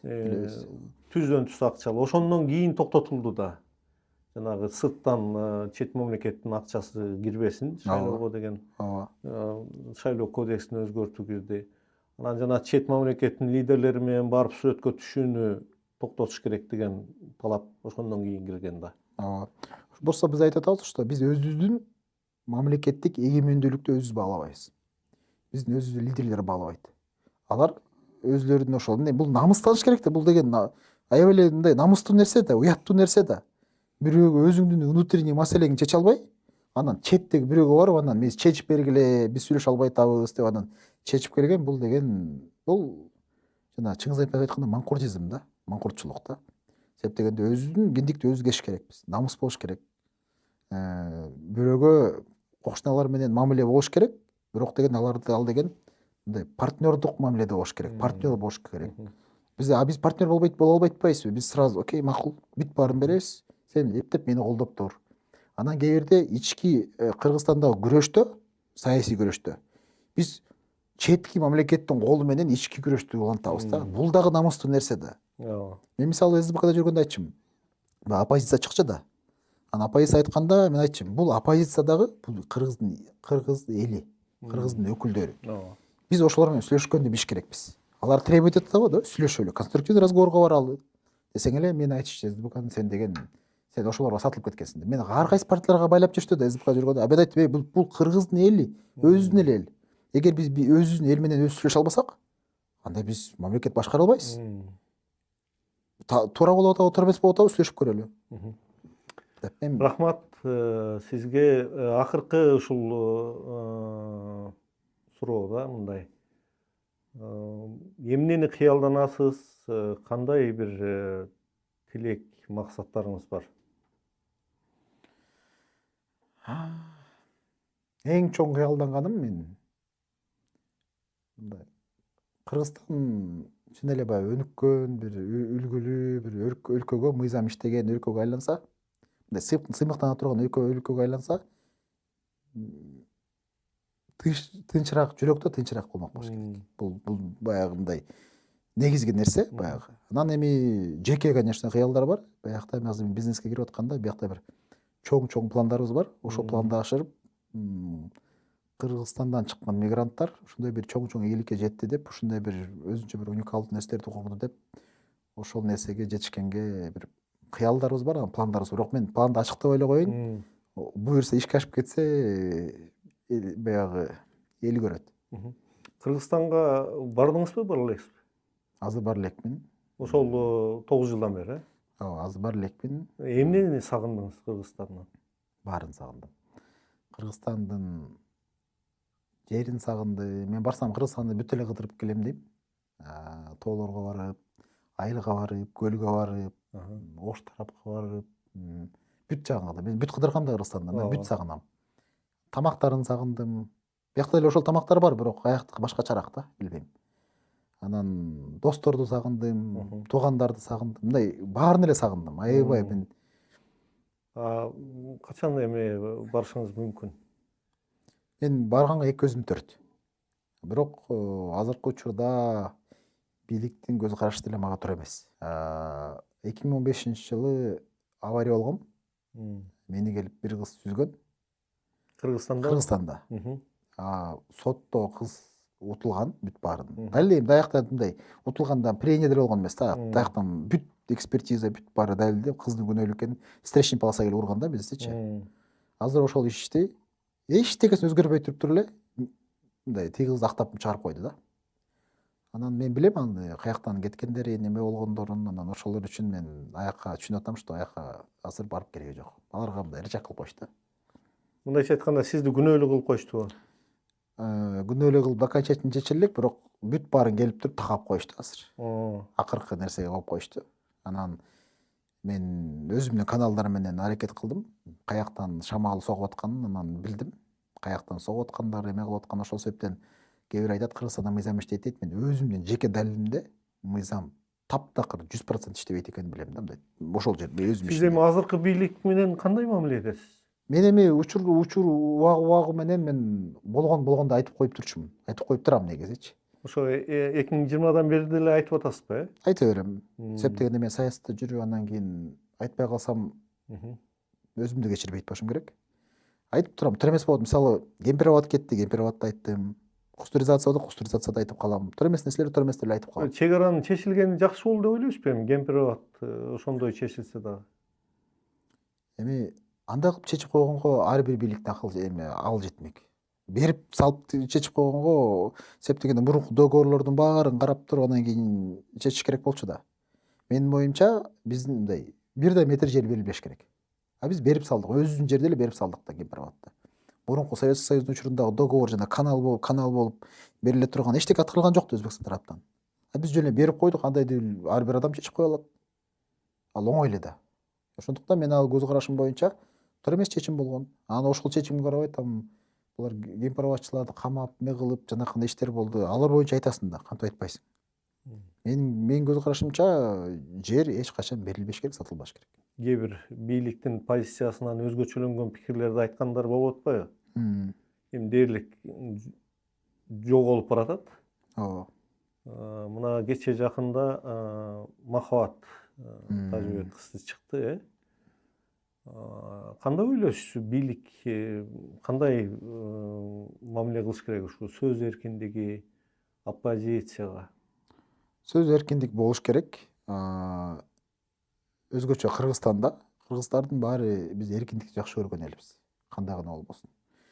Бийлик азыркында коркутуп, үркүтүп, бийликти басып түркмөн башы боло алам деген ойдой эле болуп бараткандай көрүнөт, бирок ал менин оюмча мунун ар жагы начар өтөт. Мисалы биз өзүбүз мындай тарыхтан сабак албайт экенбиз да.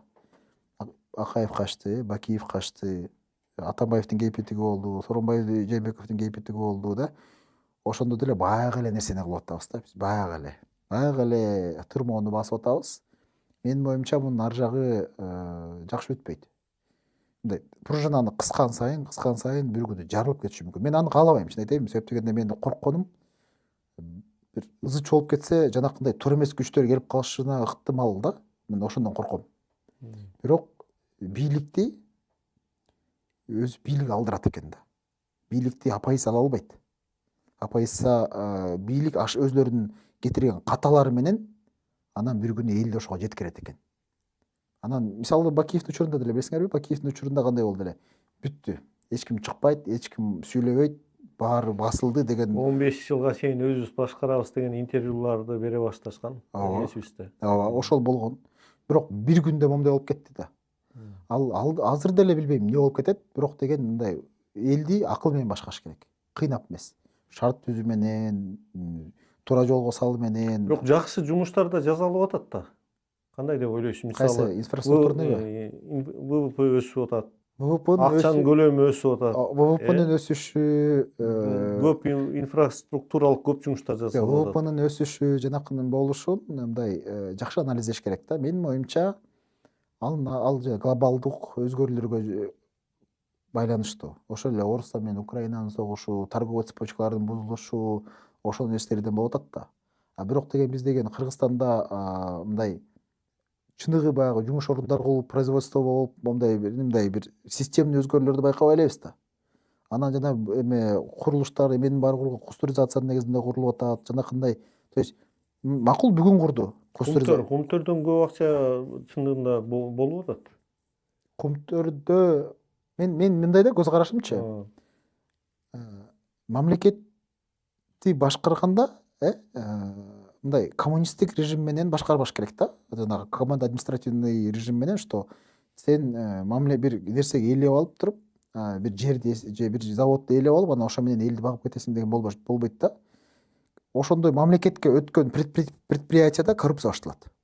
Себеп дегенде ал чиновниктер өзүнүн адамдарын коет, анан чиновниктер ошол жердеги баягы өзүнүн ошол жака баягы мындай ошол жака колу жеткен адамдар байый баштайт системада. Мисалы биз деген, мисалы Кумтөр боюнча мен жеке оюм, Кумтөрдү мамлекет алган, бул өзү туура эмес болгон. Биздин экологияга кетирген зыяны Кумтөрдүн 5 миллиард доллардан тегерегинде деп эсептеп жүргөн эксперттер. Биз ошого көз жумдук. Аны көз жумуп туруп, анан кийин биз деген тиги Кумтөрдү алып койдук да. Биз Кумтөрдү алып Кумтөрдүн запасы өзү азайып, өзү аз эле калды деп атат негизичи. Анчалык суммада эмес, эксперттердин айтуу боюнча. Анан бул негизи туура эмес. Андан көрө муну калтырып эле Камека өзү жооптуу болуп эле бизге жанакы эмеге Сентера да. Жооптуу болуп эле бизге деген жанакы экологияга кетирген зыянды калыптандырып берсе, бизге ал менин оюмча бул пайдалуураак болмок, биринчиден. Экинчиден, инвестиционный климатты талкаламак эмес да. Инвестиционный климат Кумтөрдүн алышы менен талганып эле калды да. Кайсы инвестор бар азыр барып курат. Анан Эми дүйнөдө мындай Кыргызстан эле эмес экен ошо өзүнүн генин ушундай жол менен алган. Түшүнүктүү, Кыргызстан эле эмес, бирок деген Казакстанда болуптур, Монголияда болуптур, андай мисалдар бар экен. Түшүнүктүү, Казакстан, Монголия, булар деген дүйнөдө деле бар экен. Бул Англияда болуптур бир эки жолу. Мен айтарым дегеним, мындай мамлекет өзү мындай предприятияны башкарып алам, өзүм алып мен гана башкарам деген нерсе өзү туура эмес. Мисалы Американы кагалы, Американын болушу, булар бизнеске шарт түзүп, бизнести мындай жанакындай кол тийбей турган, бизнеске бирөө кол сала албай турган кепилдикти берген үчүн анан Америка болуп атат да. Болсо ошол Дубайды деле карагыла. Ооба, эми ошол убакта мисалы Shell же башка компанияларды алабыз, чоң, булар эми тыгыз байланышта да. Эми бул Американын жетекчилиги менен бул чоң гиганттар, AI менен иштеген компаниялар деле алалы. Булардын баардыгы бийлик менен өтө тыгыз байланышта. Дээрлик мамлекеттик позициядагы компаниялар деп айта алам да. Мен айтайынбы? Америкада баардык нерсе бул деген жеке менчик. Баардык нерсе жеке менчик. Биз ошо жеке менчикке басым жасап, жеке менчикке шарт түзүп бермейинче биз өнүгүп кете албайбыз. Бул принципиальный нерсе бизнесте. Элдер айтышы мүмкүн, мен эми подписчикте непопулярный сөз, бирок деген мындай мамлекет баягы бизден коммунисттик ой жүгүрткөн эли көп да. Мамлекетте болуш керек, мамлекеттин карамаганда. Мамлекетке өткөн нерсенин баары чиновниктердин байлыгы болот аягында. Ошого шарт түзбөш керекпиз. Чиновник өзүнүн ишин так аткарып, зарплатасын алып, үй бүлөсүн багыш керек. Бирок бизде ага кабыл этпейбиз. Биз деген мамлекеттик баягы системага баарын кустуризация кылып алдык. Бул туура эмес нерсе да. Ошондон бир канча жылын кетип туруп анан азыр эми аны кустуризация популизм да. Мунун баары популизм да. Бир дагы мамлекеттик ишкана ийгиликке жетип, пайда алып келип, жыргап кеткенин көргөн эмеспиз.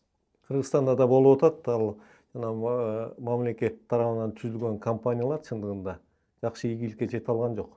Кыргыз индустрия бар, жана кыргыз фармация деп аптекалардын өзүнчө мамлекеттик дарыларды сатабыз деди. Ошонун баардыгы чындыгында жакшы натыйжа бере алган жок. Мен сизге бул жагынан кошулам.